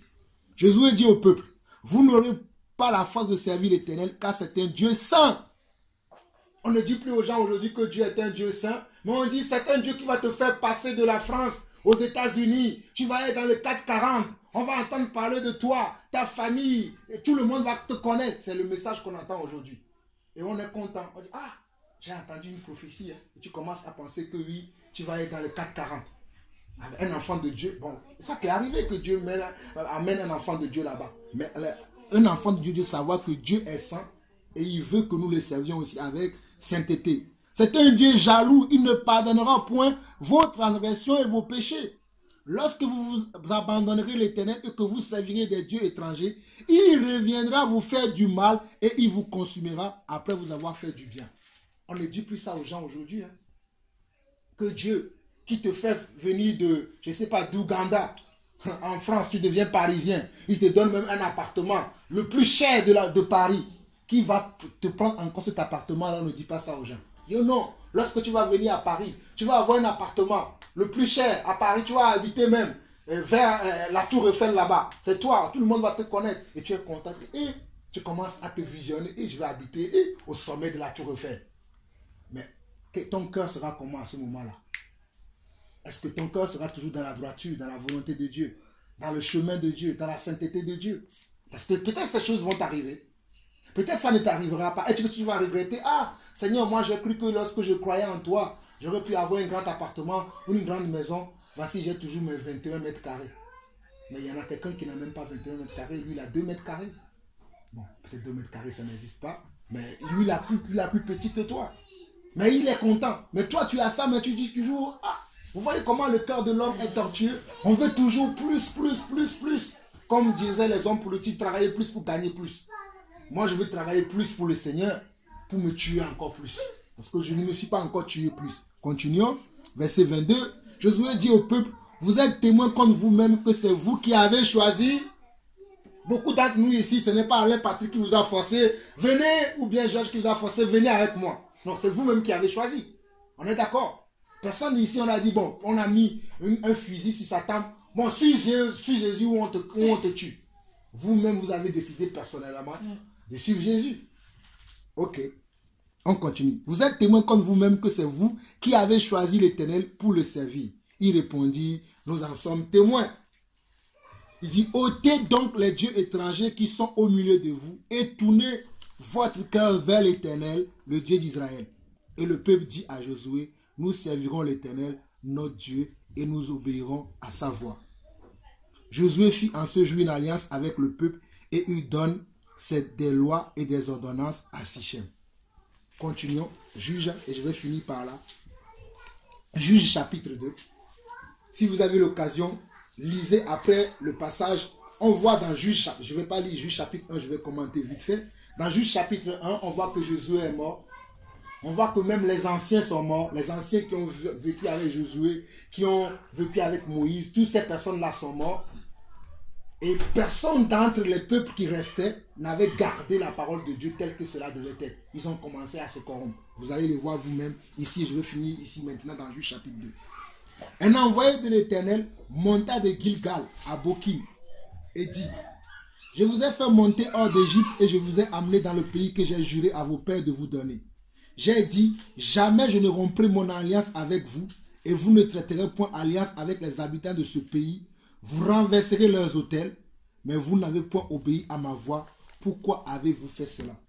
Ce passage-là, si vous lisez Deutéronome chapitre 7, c'est la même chose que Moïse avait rappelé au peuple dans Deutéronome chapitre 31. Parce que dans Deutéronome chapitre 7, Dieu va dire au peuple que lorsqu'ils vont rentrer dans la terre promise, qu'il va chasser les Jébusiens, les Gigarsiens, toutes ces personnes devant eux, qui ne devaient pas se corrompre à leur Dieu, qui ne devaient pas vivre selon ces peuples-là autour desquels ils vont vivre. Mais beaucoup d'entre nous aujourd'hui, la majorité d'entre nous, moi je ne suis pas né en France. Mais quand je suis venu en France, ce n'est pas tout ce que les Français font que je fais. Et beaucoup d'entre nous ici aujourd'hui, nous avons fait des vœux au Seigneur. Seigneur, je veux vivre comme toi. Mais des fois, nous copions les Français. Mais est-ce que tout ce que les Français font sont bons? Ce n'est pas parce que nous vivons au milieu d'un peuple hein, que toutes les pratiques de ce peuple-là, nous devons le pratiquer à nous. Parce que nous, nous sommes un peuple comment? Élu, un peuple acquis, un sacerdoce royal, va nous dire un Pierre. Pour annoncer quoi? Les vertus de l'Éternel. Ça veut dire que tu sois dans ton lieu de travail, que si tu sois en famille, que partout que tu sois, tu dois parler. D'ailleurs, je vais vous donner un témoignage. Ça fait des années que je parle de la fête de Noël à ma famille. Moi, j'ai réussi déjà avec ma famille de ne pas fêter Noël. Mais chaque année, nous allons manger avec ma femme, nous allons manger avec sa mère. Cette année, on a été encore, je devais même venir ici le jour de Noël. Mais je n'ai pas pu venir parce qu'on était encore empêchés là-bas. Mais quand on est rentré le soir, j'ai dit à ma femme, c'est la dernière année que je suis parti encore manger chez ta mère. Parce que je ne veux plus faire ça. Il est temps maintenant que ces gens-là sachent que ce que je ne veux pas faire, je ne veux pas dire soit semblant, oui, à cause d'un certain amour. Oui, j'ai exercé l'amour pendant des années, mais je ne vois pas de résultat. Continuez toujours à exercer cet amour-là. Il est temps pour moi que j'arrête. L'amour, il y a un temps. J'ai exercé l'amour comme une temps. Depuis des années, depuis la dernière année où on n'a pas été, que ma mère était, ma belle-mère était vraiment triste et ça m'a fait de la peine. J'ai dit à mon épouse, on va quand même aller, c'était 2010. Ça fait 7 ans, ils n'ont pas changé. Quand on va parler de notre histoire de Dieu, oh, on sait que c'est toujours vous, c'est bon. On sait se moquer de mon Dieu, je ne veux plus aller. Et quand j'ai parlé comme ça, mon épouse m'a dit, ah, moi-même quand j'étais là-bas, j'étais irrité. Mais je ne sais pas, c'est bien, on ne va plus y aller. Je vais trouver un moment pour leur dire. En tout cas, toi, dis-leur, parce que moi, je sais que quand je vais leur dire, ça va être vraiment un choc. Parce que ça fait des années que ça dure. Et c'est comme ça qu'on fait. Hein. On se dit, soit un semblant d'amour, on est avec les gens. Mais les gens ne veulent pas suivre notre Dieu, ils se moquent de nous. Ils font leur truc. Ils profitent de notre grâce, ils profitent de nos dons. Mais ils ne veulent pas. Pourquoi on va perdre le temps avec ces gens? C'est un exemple. Hein. Mais regardons nous-mêmes dans plusieurs exemples où on peut se corrompre avec les gens parce que bon, on ne veut pas vraiment se positionner. C'est un exemple parmi tant d'autres. Mais faisons vraiment attention quoi. Et nous étions au verset 2. On a fini, on va aller au verset 3. J'ai dit alors, je ne les chasserai point devant vous, mais ils seront à vos côtés et leurs dieux vous feront un piège. Lorsque l'envoyé de l'Éternel eut dit ces paroles à tous les enfants d'Israël, le peuple éleva la voix et pleura. Parce qu'un envoyé de Dieu vient, va parler, ils vont se rendre compte que leur état de cœur n'est plus conforme à la volonté de Dieu. Mais pourtant, c'est ces personnes, si vous vous souvenez de chapitre 24, quand Josué leur parlait, oh non, nous aussi, ils ont commencé à faire l'apologie de toute l'histoire de Dieu. 2 chapitres plus tard, les anciens sont partis, ils se sont corrompus. Je continue. Ils donnaient à ce lieu le nom de Bokim et ils offrirent des sacrifices à l'Éternel. Josué renvoya le peuple et les enfants d'Israël allèrent chacun dans son héritage pour prendre possession du pays. Le peuple servit l'Éternel pendant toute la vie de Josué et pendant toute la vie des anciens qui survécurent à Josué et qui avaient vu toutes les grandes choses que l'Éternel avait faites en faveur d'Israël. C'est pour cela que tout à l'heure je vous parlais des anciens. Parce qu'aujourd'hui dans l'église nous manquons de véritables anciens. Et quand je parle d'ancien, ce n'est pas quelqu'un qui est dans le Seigneur depuis des années. Parce qu'un ancien, ça peut être quelqu'un qui est dans le Seigneur depuis des années. Ça peut être aussi quelqu'un que Dieu a suscité, mais qui a le cœur selon Dieu. David était un ancien. Pourtant, il était jeune, mais il avait un cœur selon Dieu. Mais aujourd'hui, dans l'église, nous manquons des anciens. Nous manquons des anciens qui doivent nous rappeler tout le temps. Mon frère, reviens dans la volonté de Dieu. Tu es en train d'emprunter cette voie. Cette voie n'est pas la voie de Dieu. Nous manquons de cela dans les corps d'église aujourd'hui. Ou bien nous en avons, mais ils ont peur de vouloir perdre l'amitié de leurs frères. Mes frères, même si nous sommes que deux à prier le Seigneur, et que tous les deux là, nous sommes dans la volonté de Dieu, ce n'est pas mieux qu'on soit multitude et qu'on ne soit pas dans la volonté de Dieu. Enfin, moi c'est ma façon de voir les choses. Que vaut mieux qu'on soit deux, mais qu'on soit dans la volonté de Dieu, qu'on soit une multitude de personnes, mais qu'on soit loin de la volonté de Dieu. Et beaucoup sont dans cet état aujourd'hui. J'étais comme ça hier. Et Dieu a commencé à me parler. J'ai dit, donc Seigneur, je veux même être, si on doit être tout seul, mais en restant toujours dans la volonté de Dieu. En cherchant toujours Dieu. C'est ça ce qu'on doit faire maintenant. Et quand on continue, verset 8, on dit, Josué, fils de nous, serviteur de l'Éternel, mourut, âgé de 110 ans. On l'ensevelit dans le territoire qu'il avait eu en partage à Timnath-Thérès, dans la montagne d'Éphraïm, au nord de la montagne de Gash. Et regardez même encore le verset 10.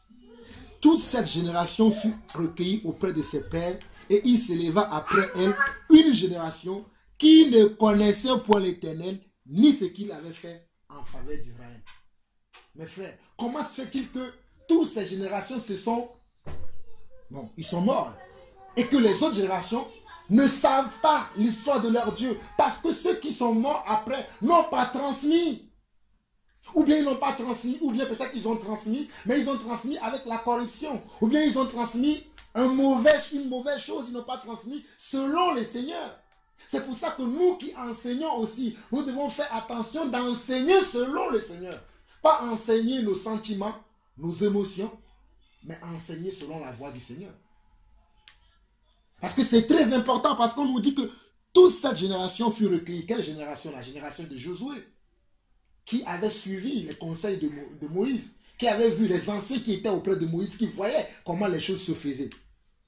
Il s'éleva après elle une génération qui ne connaissait point le Seigneur.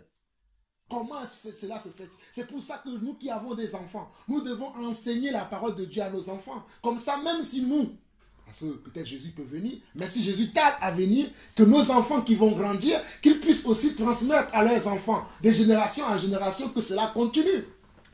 Afin que la lampe soit toujours restée comment allumée devant le Seigneur. Mais on voit ici que la génération qui vient après ne connaissait pas le Seigneur, ni ce qu'il avait fait.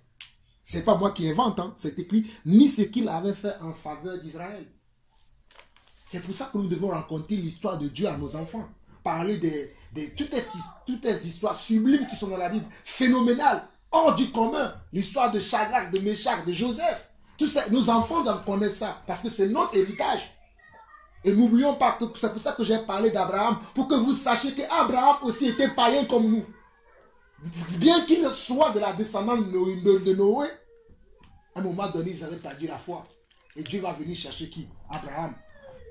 Et il va l'appeler maintenant notre Père selon la foi. Mais il a été païen comme nous. Mais vous connaissez toute l'histoire d'Abraham, comment il a servi Dieu après. Est-ce que notre vie est semblable à la vie d'Abraham aujourd'hui? Parce que la Bible nous dit que en tant qu'hommes, nous devons imiter la foi de nos prédécesseurs. Nous, hommes, nous devons imiter Abraham. Et les sœurs doivent imiter Sarah. Mais est-ce que nous-mêmes, nous sommes comme ça aujourd'hui? C'est une question, chacun se jugera lui-même. Verset 11. Les enfants d'Israël firent alors ce qui déplaît à l'Éternel. Puisqu'il n'y a plus d'anciens, puisqu'il n'y a plus les générations qui doivent amener ces paroles, ils vont faire quoi? Ils sont livrés à eux-mêmes. Donc ils vont faire quoi? Ils vont faire ce qui est mal aux yeux de l'Éternel et ils vont servir les Baals. Ils abandonnèrent l'Éternel, le Dieu de leur père, qui les avait fait sortir du pays d'Égypte, et ils allèrent après d'autres dieux d'entre les dieux des peuples qui les entouraient, et ils se prosternèrent devant eux, et ils irritèrent l'Éternel, et abandonnèrent l'Éternel, et ils servirent Baal et les Astartés. La colère de l'Éternel s'enflamma contre Israël. Il les livra entre les mains de pillards qui les pillaient. Il les vendit entre les mains de leurs ennemis d'alentour, et ils ne purent plus résister à leurs ennemis. Partout où ils allaient, la main de l'Éternel était contre eux pour leur faire du mal. comme l'Éternel avait dit, comme l'Éternel leur avait juré, il fut ainsi dans une grande détresse. L'Éternel suscita des juges, afin qu'ils les délivrent de la main de ceux qui les pillaient. Mais ils n'écoutaient pas leurs juges, car ils se prostituèrent à d'autres dieux, se prostituèrent devant eux. Ils se détournèrent promptement de la voie qu'avait suivi leur père, et ils n'obéirent point comme eux au commandement de l'Éternel. Lorsque l'Éternel leur suscitait des juges, l'Éternel était avec le juge, et il les délivrait de la main de leurs ennemis pendant toute la vie du juge. Car l'Éternel avait pitié de leurs gémissements contre ceux qui les opprimaient et les tourmentaient. Mais à la mort du juge, ils se corrompaient de nouveau, plus que leur père, en allant après d'autres dieux pour les servir et se prosterner devant eux, et ils persévéraient dans la même conduite et le même endurcissement. Mes frères, ne voyez-vous pas une similitude dans notre vie aujourd'hui? Que c'est la même chose que nous vivons. Tout ce que j'ai dit aujourd'hui, ce n'est pas des choses nouvelles. Hein. C'est des choses que je suis sûr que le frère Alain vous a déjà enseigné, ou que le frère Georges vous a déjà parlé, ou que peut-être si c'est ils n'ont pas appris le même passage, mais ils ont parlé dans la même pensée. Mais c'est un travail que nous devons faire tout le temps. Je me rappelle que quand tu lis le livre d'Esther, le roi avait tendance qu'on lui lise les choses qui se sont passées dans le royaume. Et un jour, on était en train de lire les choses qui se sont passées dans le royaume au roi Assyrus. C'est là qu'il va se rendre compte qu'il y avait un certain Mardoché qui lui a sauvé la vie. Il va dire, ah, appelez-moi Mardoché. Et il va honorer Mardoché. C'est bien que nous-mêmes, en tant qu'enfants de Dieu, que nous revenons toujours à lire l'histoire. C'est notre histoire, c'est un héritage, ça. Vous cherchez un testament, vous l'avez le testament aujourd'hui. Vous cherchez un héritage, c'est ça l'héritage.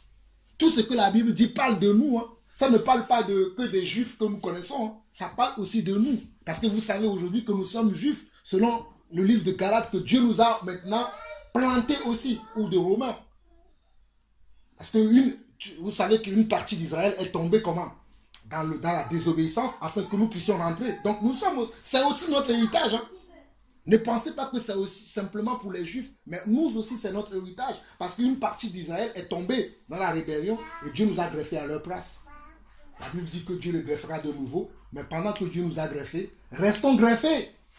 Restons greffés à la place où Dieu nous a greffés. Mais ne nous dégreffons pas nous-mêmes parce que nous avons la nostalgie des dieux étrangers que nous avions avant. Et comme je l'ai dit tout à l'heure, il y a plusieurs formes de dieux étrangers et nous voyons ici que malgré que ces anciens meurent et que Dieu va avoir, Dieu a toujours pitié de nous. Dieu va susciter des juges.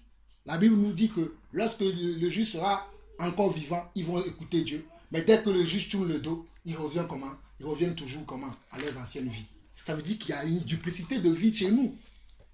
C'est comme lorsque Dieu suscite un frère au milieu de vous qui vous dit la vérité. Le frère il est là, ou bien Dieu suscite un homme. Ou bien comme on voit des fois Dieu suscite des prophètes dans l'église. Le prophète il vient, il parle du péché dans l'église. À un moment donné on est réveillé. Après quand le prophète il ne parle plus, ben, tu vois le peuple il retourne encore. Ils font les choses qu'ils font. Ou bien vous avez un enseignant, il vous enseigne la parole de Dieu. Dès que le frère il n'est pas là, toi-même tu es entre toi et toi-même à la maison, tu fais n'importe quoi. Mais c'est la même chose. C'est pour ça que je dis que nous ne sommes pas différents de nos pères. Tels ils sont, tels nous sommes aujourd'hui. Mais nous devons nous examiner nous-mêmes pour voir si nous sommes toujours dans la foi ou dans la volonté de Dieu. Chacun selon sa grâce. Aujourd'hui, les gens pensent que c'est forcément il faut enseigner. Non, même si tu es juste un employé de bureau, je ne sais pas, à la RATP, quand les gens viennent te voir acheter leur ticket le matin, quand tu dis bonjour avec un bonjour souriant, ça peut toucher aussi les gens. Ne pensons pas que le service de Dieu, c'est uniquement parler comme je suis en train de parler là. Le service de Dieu, ça peut toucher beaucoup de choses. Quand Dieu m'a révélé le service de Dieu, croyez-moi que tout ce que je fais aujourd'hui, moi je le vois comme une mission. Que je sois dans mon travail, je ne pense pas que mon lieu de travail, c'est juste pour aller chercher. Non, c'est aussi une mission là-bas. Je suis en train de jouer aussi un rôle là-bas. Et d'ailleurs, des fois, ça arrive que certains me disent, oui, des fois tu dis des choses, c'est intéressant. Qu'est-ce que tu en penses de ces choses? Pourtant, ce n'est pas des chrétiens. Et moi, je profite pour parler de Dieu. C'est ça. Partout où nous sommes, nous devons jouer un rôle. Nous devons être quelque chose. Et ne pensons pas forcément qu'on est obligé de dire, ah oui, Matthieu 22, Matthieu 23. Non, tu peux parler de Matthieu 22, Matthieu 23 ou parler de la Bible sans citer la Bible. Mais au fait, tes références, ta source doit venir de la Bible. Tu peux dire au frère, tu sais, dans la vie, tu ne peux pas faire ça parce que ce n'est pas bien, ce n'est pas bienséant de faire ça, et sans parler de la Bible. Maintenant, si c'est avec un frère, quelqu'un que tu connais, qui peut-être dit qu'il est chrétien, Bon, lui, puisqu'il dit qu'il est chrétien, tu peux lui dire, prends ta Bible, comme ça on va voir ce que la Bible dit, puisque c'est la Bible qui est notre boussole. Et on voit ici que lorsque les juges mouraient, on voit que le peuple se pervertissait et faisait toujours ce qui était mal aux yeux de Dieu. Nous avons bientôt fini. Hein. Nous arrivons jusqu'au verset 22, je vais m'arrêter là.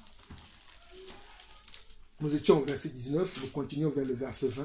Alors la colère de l'Éternel s'enflamma contre Israël et dit, puisque cette nation a transgressé mon alliance, que j'avais prescrite à ses pères, et puisqu'ils n'ont point obéi à ma voix, je ne chasserai plus devant eux aucune des nations que Josué laissa quand il mourut. C'est ainsi que je mettrai par elle Israël à l'épreuve pour savoir s'ils prendront garde ou non de suivre la voie de l'Éternel comme leurs pères y ont pris garde. Mes frères, c'est là où je finis. On voit ici maintenant que Dieu dit au verset 22 que comme je prends l'habitude souvent de vous bénir, si vous devez avoir un danger, j'enlève ce danger-là devant vous. Mais puisque vous continuez à vous corrompre, je ne vais plus vous sauver, vous protéger, je vais vous laisser livrer à vous-même. Pour voir si dans votre cœur, vous me craignez. Et c'est beaucoup d'entre nous, c'est dans le tas où nous sommes aujourd'hui. Nous avons beaucoup d'épreuves, beaucoup de situations dans notre vie, parce que Dieu veut être sûr que nous ne sommes pas en train de le blaguer. Parce que beaucoup d'entre nous, nous blaguons Dieu. Nous faisons nos petites affaires. Après nous venons, oh gloire à Dieu, alléluia, oh merci Seigneur. Après tu sors, tu vas aller blaguer Dieu. Et Dieu veut maintenant te mettre à l'épreuve pour savoir est-ce que tu le sais réellement. Et utilisons tous ces temps d'épreuve que nous avons. Peut-être si tu n'as pas l'épreuve aujourd'hui, tu l'auras demain. Si tu ne l'as pas demain, tu l'auras après-demain. Si tu ne l'as pas après-demain, peut-être tu l'auras dans 2 ans. Toujours est-il que dans la vie d'un enfant de Dieu, il y a toujours un moment d'épreuve. Peut-être si Dieu me donne l'occasion, si on revient, si je parlerai de l'épreuve. Parce que quand on voit dans la vie des enfants de Dieu, de Jésus, il y avait l'épreuve. Rien qu'à voir que lorsque Jésus a été baptisé et qu'il est parti dans le désert, vous connaissez l'histoire, le diable est venu pour l'éprouver. Et quand tu vois les apôtres, dès que Paul a ouvert les yeux, Dieu lui a ouvert les yeux, il a compris le vrai ministère, tout le temps les épreuves, tout le temps des épreuves, tout le temps des épreuves. Tout le temps il était dans l'épreuve. Mais est-ce qu'il défaillait dans les épreuves? Non. Mais nous aujourd'hui, les épreuves qui sont devant nous, beaucoup d'entre nous, nous défaillons. Nous n'avons pas assez de confiance, assez d'assurance sur le Seigneur et de marcher selon les plans du Seigneur et la volonté du Seigneur. Mais nous nous laissons embobiner par nous-mêmes. Donc mes frères, c'est un message que j'ai partagé avec nos frères à Cocoron la dernière fois. C'est comme je vous disais tout à l'heure, je n'avais pas un message particulier. Quand avant de venir ici, je priais le Seigneur, je dis quel message je vais apporter. Dieu ne m'a rien dit. Mais puisque vous m'avez donné l'occasion de parler, je partage ce que nous vivons actuellement à Cocoron. Et c'est sur ça qu'on a prié la dernière fois. Et après le culte, on a passé des heures dans la prière pour demander pardon à Dieu. Et de marcher maintenant selon la volonté de Dieu. Et de faire la volonté de Dieu. Et sur les choses qu'on n'a pas encore éclairées, nous avons la boussole. Mes frères, je vais finir par là que quand nous regardons dans le monde, c'est avec la Bible qu'on voit. Moi, je l'ai vu dans 2 pays. Je ne sais pas si ça se fait dans d'autres pays. J'ai vu au Ghana et aux États-Unis que lorsqu'un président est élu, le président va prendre la Bible pour jurer. Il n'y a pas aucun...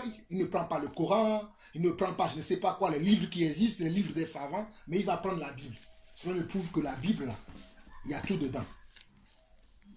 J'ai vu ça plusieurs fois au Ghana parce que comme j'habitais au Togo, le Ghana est un pays qui est frontalier au Togo. J'avais l'habitude d'aller là-bas et je voyais ça souvent que quand un nouveau président on élisait un nouveau président là-bas, le jour de l'investiture, il prend la Bible dans sa main droite et il dit je ne jure pas la Bible que je vais mener à bien mon mandat de président.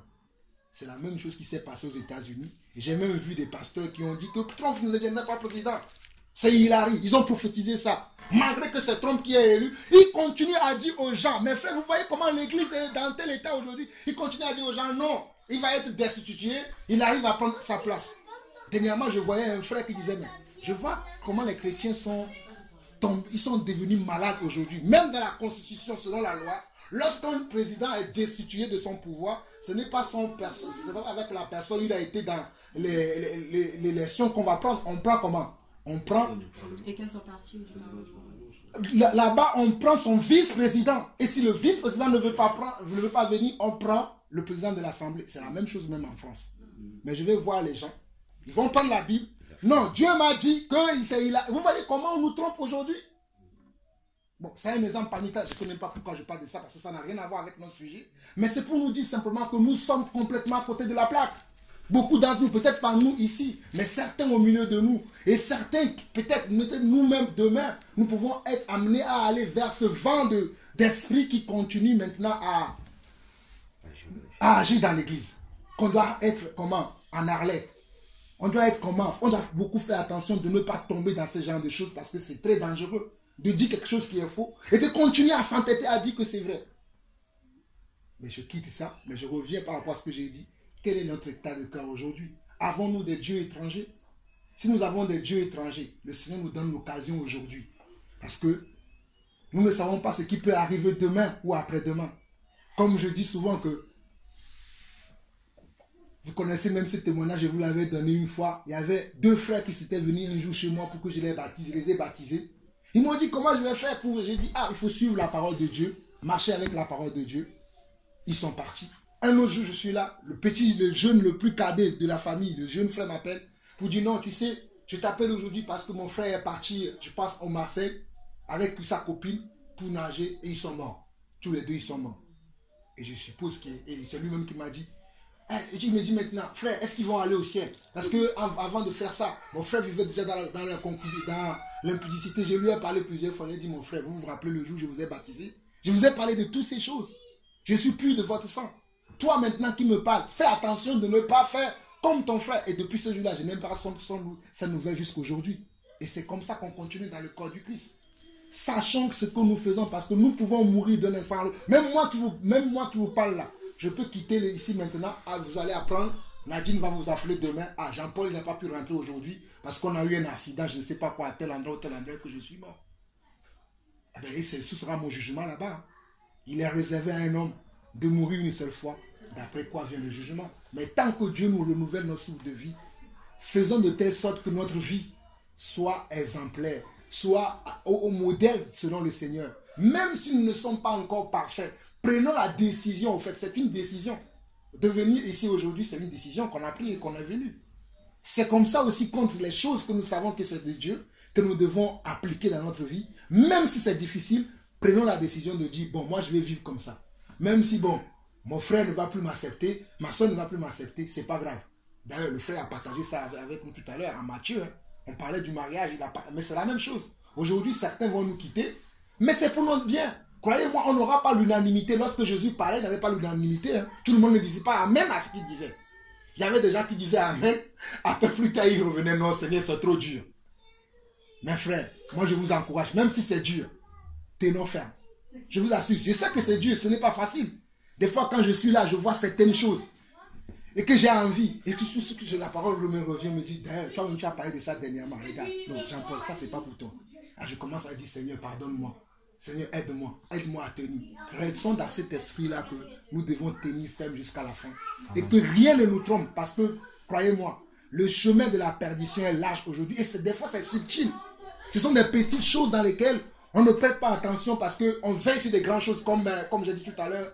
Si on ne fait pas une statuette, on va dire, bon, je ne suis pas dans l'idolâtrie, je n'ai pas de dieu étranger, mais ton dieu étranger, peut-être c'est, je ne sais pas, peut-être c'est le poisson braisé de ton voisin que tu as vu l'autre jour là, que tu as dit, Seigneur, le poisson là, moi je ne peux pas l'acheter parce qu'à ce moment là c'est chaud. Et tu es resté sur le poisson. Tu es là, poisson braisé, poisson braisé. À la vie, il n'y a pas que poisson braisé. Bon, bref, j'ai beaucoup parlé. Excusez-moi si j'ai beaucoup parlé. Mais il fallait que je revienne sur ces choses parce que ça nous a aidés. D'ailleurs, ça nous a pas fini par... Ça n'est même pas encore fini parce que je suis encore sur ça. Dernièrement, j'étais dans le train, je réécoutais même ce message-là. Je me dis, est-ce que c'est moi qui ai dit ça? Parce que ça m'étonnait même que moi, c'est moi qui ai parlé de ce message-là. Et je me dis, c'est vraiment Dieu qui m'a parlé.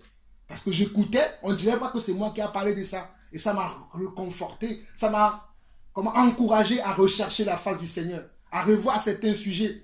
Et comme je vous disais tout à l'heure, j'ai revu le sujet de Dieu là, et que je me suis rendu compte que même à l'usage, sujet traité déjà. Mais nous, on va être là encore à gesticuler. Bon, c'est bien des fois pour certaines personnes qui ont besoin, comme Thomas, on ne leur prouve pas X ou Y. Mais faisons attention de ne pas être dans la distraction. En tout cas, que le Seigneur vous bénisse. C'était tout ce que je pouvais vous apporter par la grâce de Dieu. Amen. Amen.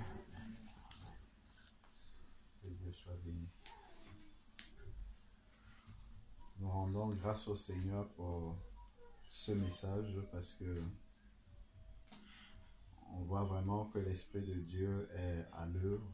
Le Seigneur a conduit notre frère à nous parler sur l'état du cœur.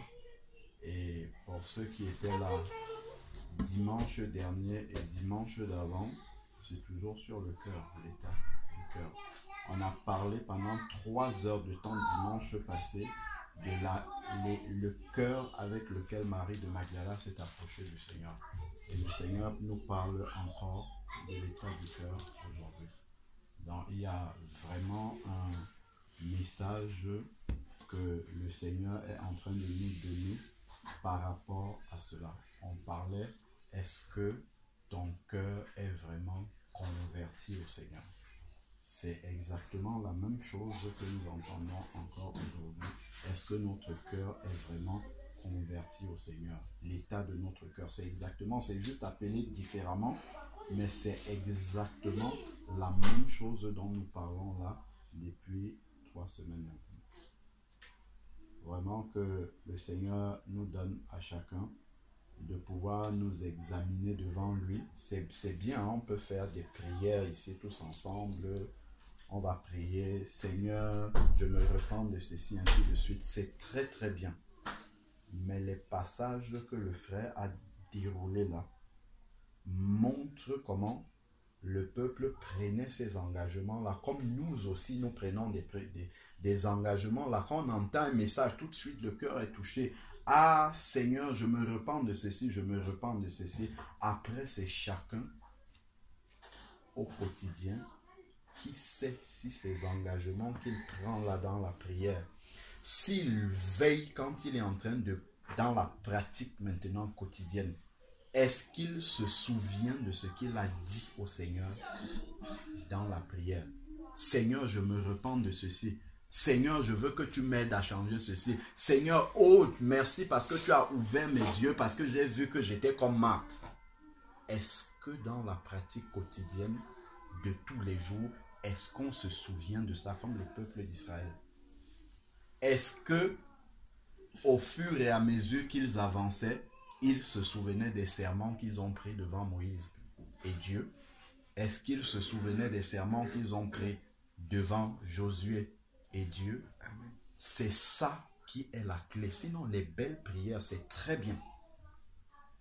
Mais, ce que le Seigneur regarde, c'est est-ce que réellement, les décisions que nous prenons en priant là, est-ce qu'après on en tient compte? Si vraiment ces décisions-là sont des décisions qui viennent d'un cœur pur, ce n'est pas que nous sommes déjà parfaits, comme ça a été dit, mais si vraiment nous désirons ce que nous demandons dans la prière, déjà dans notre marche quotidienne, nous aurons ça précisément en tête. Seigneur, voici l'engagement que j'ai pris. Je me suis repenti d'abord parce que je ne marchais pas conformément à ta parole. Après avoir entendu ta volonté, je me suis repenti de cela. Et dans la prière, je t'ai demandé de marcher de telle manière. Dans la pratique quotidienne maintenant, là, parce qu'on en tient compte réellement, Dieu va nous aider à vaincre toutes ces montagnes-là qui font que nous ne sommes pas encore dans la volonté du Seigneur. Par contre, lorsque nous écoutons des messages, ce que je dis là, le message qu'on a partagé dimanche dernier, moi-même je l'ai réécouté encore.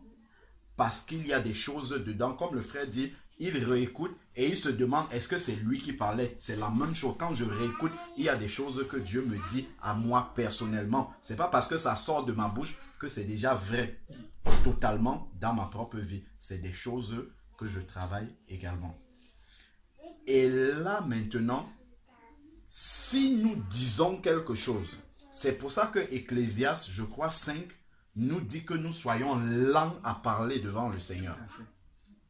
Parce que quand nous faisons une prière, déjà quand nous faisons une prière personnelle devant Dieu, c'est déjà très engageant. Mais faire une prière devant l'église de Dieu en plus, avec toute la horde de témoins, les anges qui sont là, des engagements que nous prenons. Seigneur, je me repens de ceci. Je me rends compte que je ne faisais pas ceci bien. Aide-moi à faire ceci. Et que demain, dans la pratique, je n'en tiens plus compte.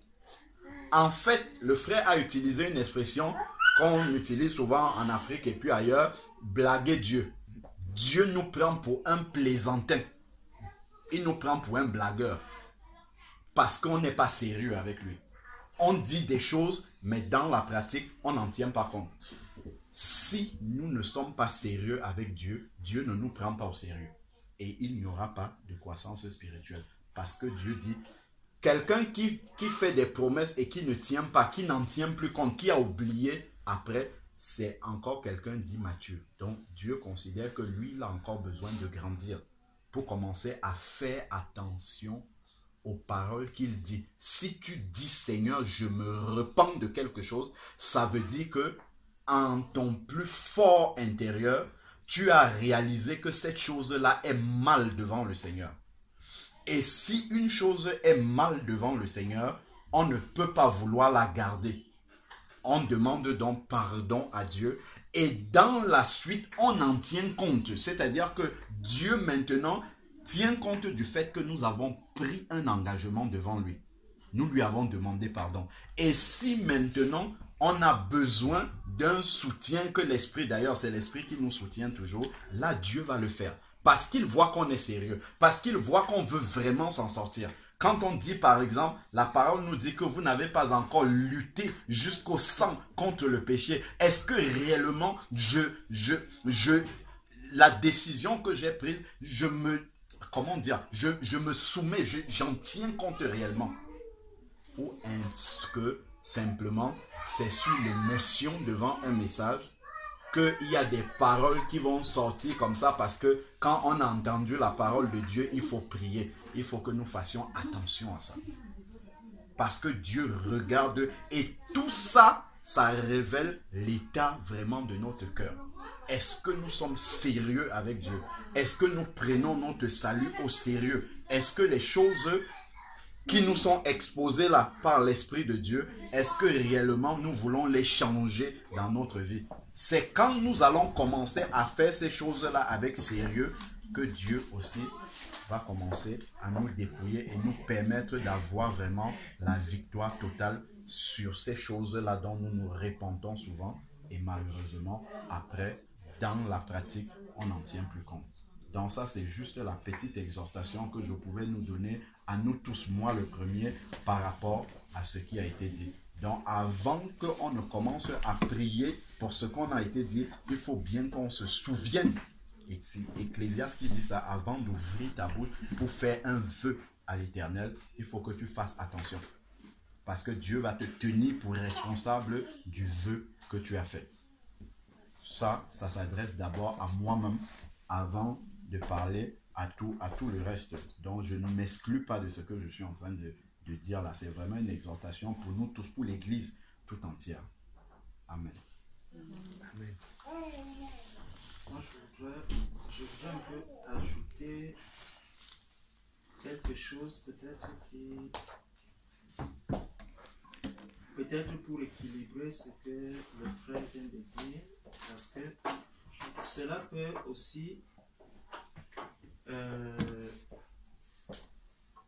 peut-être pour un cœur qui n'est pas totalement, qui n'est pas encore affermi, le risque c'est de s'abandonner dans sa faiblesse. Mais il faudrait vraiment se laisser conduire par le Saint-Esprit, savoir que il y a une faiblesse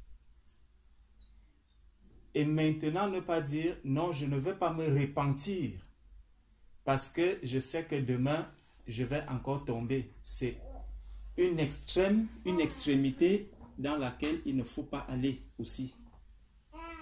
Donc, venons au Seigneur en nous disant, oui Seigneur, nous avons entendu ta parole, rien de bon ne peut sortir de ma chair, C'est pour cela que je veux me laisser conduire par toi. Ne pas prendre justement un engagement que nous n'allons pas tenir demain, parce que l'apôtre Paul disait, ne soyons pas des auditeurs oubliés. Et généralement, nous sommes très oublieux, de sorte que quand on finit d'entendre un message, il y a l'émotion, il y a la chair, il y a vraiment le sentiment que ce message me parle personnellement et immédiatement je dis Seigneur, je me répands parce que je vois que ma vie, elle n'est pas ceci, elle n'est pas conforme. La parole de Dieu dit, si tu confesses, que lorsque tu as confessé et que, en fait, la définition même de la repentance, c'est que je confesse et j'abandonne. Donc, aller vite fait en disant, Seigneur, je me répands, par exemple, de la désobéissance vis-à-vis de mon mari. C'est très dangereux. Si tu sais que désormais je ne vais plus désobéir à mon mari, tu dis Seigneur, vraiment, je me répands que je n'ai jamais que je ne vais plus désobéir à mon mari, je me répands de telle chose. C'est pour ça, vraiment, c'est là où je veux attirer un peu notre attention en disant, non, vraiment ne cessons pas de nous repentir, mais vraiment reconnaissons que nous sommes encore faibles et prions beaucoup le Seigneur pour qu'il nous fortifie et qu'il nous conduise vraiment par son esprit. Que les messages que nous entendons vraiment viennent parce que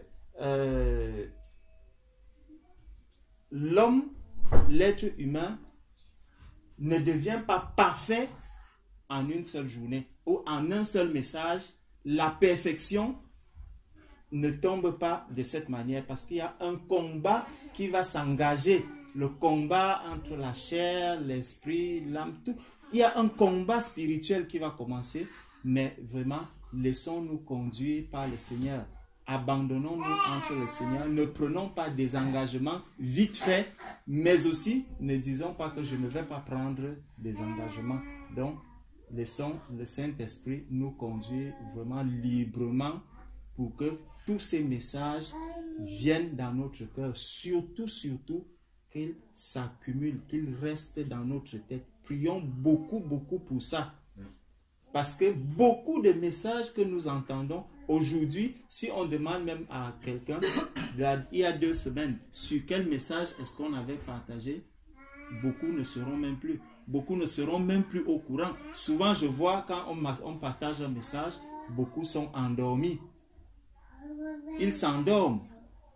Est-ce que vraiment vous pensez que après, quand tu vas entendre à la fin, oui, Marc a fait ceci, Marie a dit, le cœur de Marie était disposé, ceci, oui, amen. À la fin, oui, Seigneur, je me répands vraiment de ma manière de vivre. Je vois comment je suis encore emporté par le monde. Père, vraiment, pardonne-moi pour ceci, pour cela. Mais juste après, Seigneur, oui, je vois, j'ai encore de la paresse dans la prière, je n'arrive pas encore à prier, à me rapprocher de toi comme Marie, je n'arrive pas à faire, mais le même jour, le lendemain, tu vois comment tu es toujours là, tu es toujours dans le sommeil est toujours profond, il y a toujours cette paresse, il y a toujours, pourtant tu as remis cela entre les mains du Seigneur. Après même, on te demande de quoi est-ce qu'on a parlé, de quoi est-ce que le frère a parlé il y a 2 semaines, il y a 1 mois, il y a ceci, est-ce que tu te souviens même? Non, je ne me rappelle plus très bien. Donc, il y a vraiment le renouvellement de l'homme intérieur. L'homme intérieur doit se régénérer. Nous devons vraiment prier le Seigneur pour que l'homme intérieur, vraiment que l'Esprit de Dieu continue de nous ouvrir les oreilles, de nous ouvrir vraiment, que notre pensée soit renouvelée constamment, que le Seigneur vraiment nous, comme Jésus avait ouvert l'esprit de ceux qui étaient avec lui. Vraiment, nous devons prier beaucoup le Seigneur pour que ce travail préliminaire soit vraiment accompli en chacun de nous. je le dis peut-être pour moi, peut-être pas vous, vous n'êtes pas concerné, mais je sais que c'est de là que c'est de là que tout va d'abord partir. Parce que si on voit un frère, j'avais suivi le message d'un frère qui disait, est-ce que tu peux citer par exemple 3 versets de la Bible intégralement? Pourtant, nous lisons régulièrement la parole de Dieu, nous lisons régulièrement la Bible. Mais comment est-ce que je n'arrive pas à donner 3 versets bibliques intégralement du début jusqu'à la fin et dire que c'est peut-être tel? Mais si tu demandes à quelqu'un un roman qu'il a eu à lire peut-être il y a 10 ans, la personne va te dire que le roman parle de ceci, de ceci, de ceci, du début jusqu'à la fin, il te donne tout le résumé. Donc, il y a vraiment je ne sais pas, cette disposition de cœur vraiment qui n'est pas encore là en nous. Nous n'avons pas encore cette disposition de cœur vraiment pour que le Seigneur fasse le travail pour lequel il nous a appelés. Et à certains moments même, je me demande, est-ce que les messages même que nous recevons sont à notre niveau? Souvent, je me pose cette question. Comment le Seigneur arrive à nous révéler d'aussi grandes choses, à nous faire une aussi grande grâce?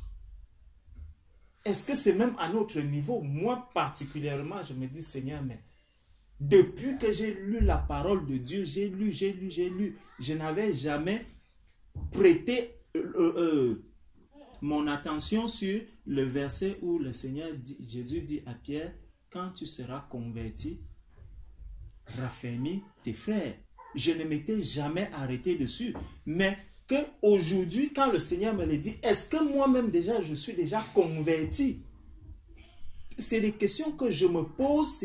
Je me pose toutes ces questions et je dis, si aujourd'hui je commence à dire, Seigneur, je me répands de ce que mon cœur, est-ce que déjà moi-même, je suis vraiment converti? Est-ce que ma conversion est même réelle? Est-ce que le Seigneur a déjà... Est-ce que j'ai vraiment déjà accepté le Seigneur? Parce que tout ce qui était là, nos prédécesseurs, nous voyons les apôtres, on a parlé de Moïse, on a parlé que Moïse montait 40 jours dans le jeûne. Est-ce que aujourd'hui, déjà quand je dis que je fais 3 jours de jeûne à sec, une seule fois, j'ai essayé 7 jours. Mais vraiment, je vous assure, je ne sais pas si je peux tenir 14 jours. Mais quelqu'un qui est rempli du Saint-Esprit est capable d'aller à 40 jours sans que cela ne le dérange.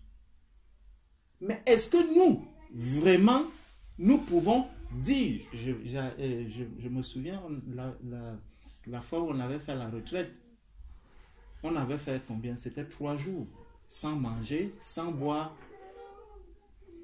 Et c'était difficile, c'était vraiment très très difficile que quelqu'un dise non, il y a la nourriture, j'ai payé, mais je n'irai pas manger. C'était très très difficile. C'est des simples petites choses. Pourtant, la nourriture, l'être humain peut demeurer, peut rester 3 jours, 3 nuits, sans manger, sans boire, sans que cela ne le gêne. Mais l'apôtre Paul était capable de le faire.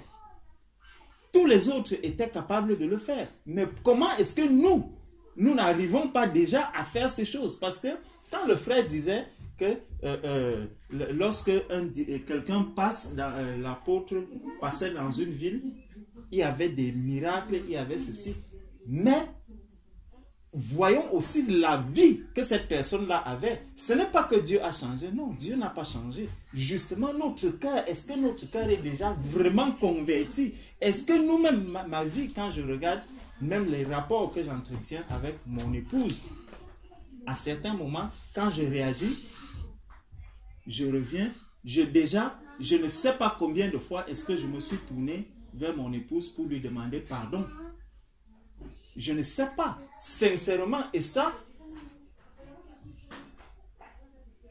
à certains moments, je m'arrête, je me dis, mais il y a un problème. Il y a un véritable problème. Si à mon épouse, je ne peux pas demander pardon, je suis plus prêt à demander pardon à quelqu'un de l'extérieur plutôt qu'à ma propre épouse. Pourtant, c'est ma première, c'est ma soeur qui est la plus proche. Donc tout ça, ça m'amène vraiment à me poser des questions, à m'interroger et à me dire, vraiment, est-ce que ma conversion est vraiment déjà totale? Est-ce qu'elle est vraiment réelle? Est-ce que le Seigneur a déjà accompli? Est-ce que je suis vraiment rentré dans l'œuvre à laquelle le Seigneur m'a appelé? Est-ce que vraiment je suis conscient de ce que le Seigneur est vraiment en train d'accomplir dans ma propre vie? Donc, c'est un peu toutes ces questions-là que moi, personnellement, je me pose et je me dis, en ce qui me concerne, il y a encore beaucoup de travail, mais je sais que Dieu est grand, Dieu est vivant, et plus le Seigneur nous ouvre les yeux sur certaines choses, plus aussi il nous accorde la grâce vraiment de venir à lui avec un cœur meurtri et en pleurant, en disant, Seigneur, de moi-même, je ne peux rien, mais en toi, tout est possible. Donc, que le Seigneur nous aide et prions beaucoup les uns pour les autres, mes frères. Exhortons-nous beaucoup, supportons-nous beaucoup, que le faible supporte, que le fort supporte le faible, que le fort comprenne que celui-ci n'est pas encore affermi, tel que le Seigneur lui-même disait que lorsque tu seras affermi, lorsque tu seras converti, tu affermiras tes frères. Jésus-Christ savait la position qu'il avait. C'est la raison pour laquelle, malgré tout ce que les disciples qui étaient avec lui n'arrivaient pas à faire, même quand il disait, jusqu'à quand je serai avec vous, mais en aucun moment il ne les a abandonnés.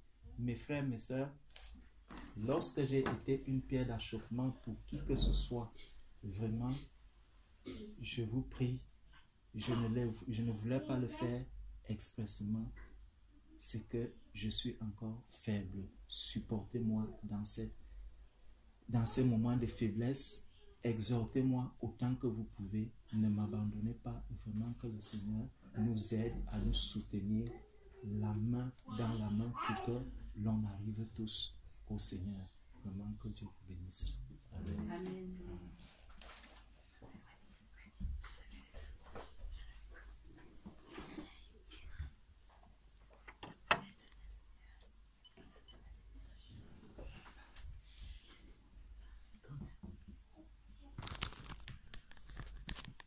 Seigneur Père Dieu Tout-Puissant,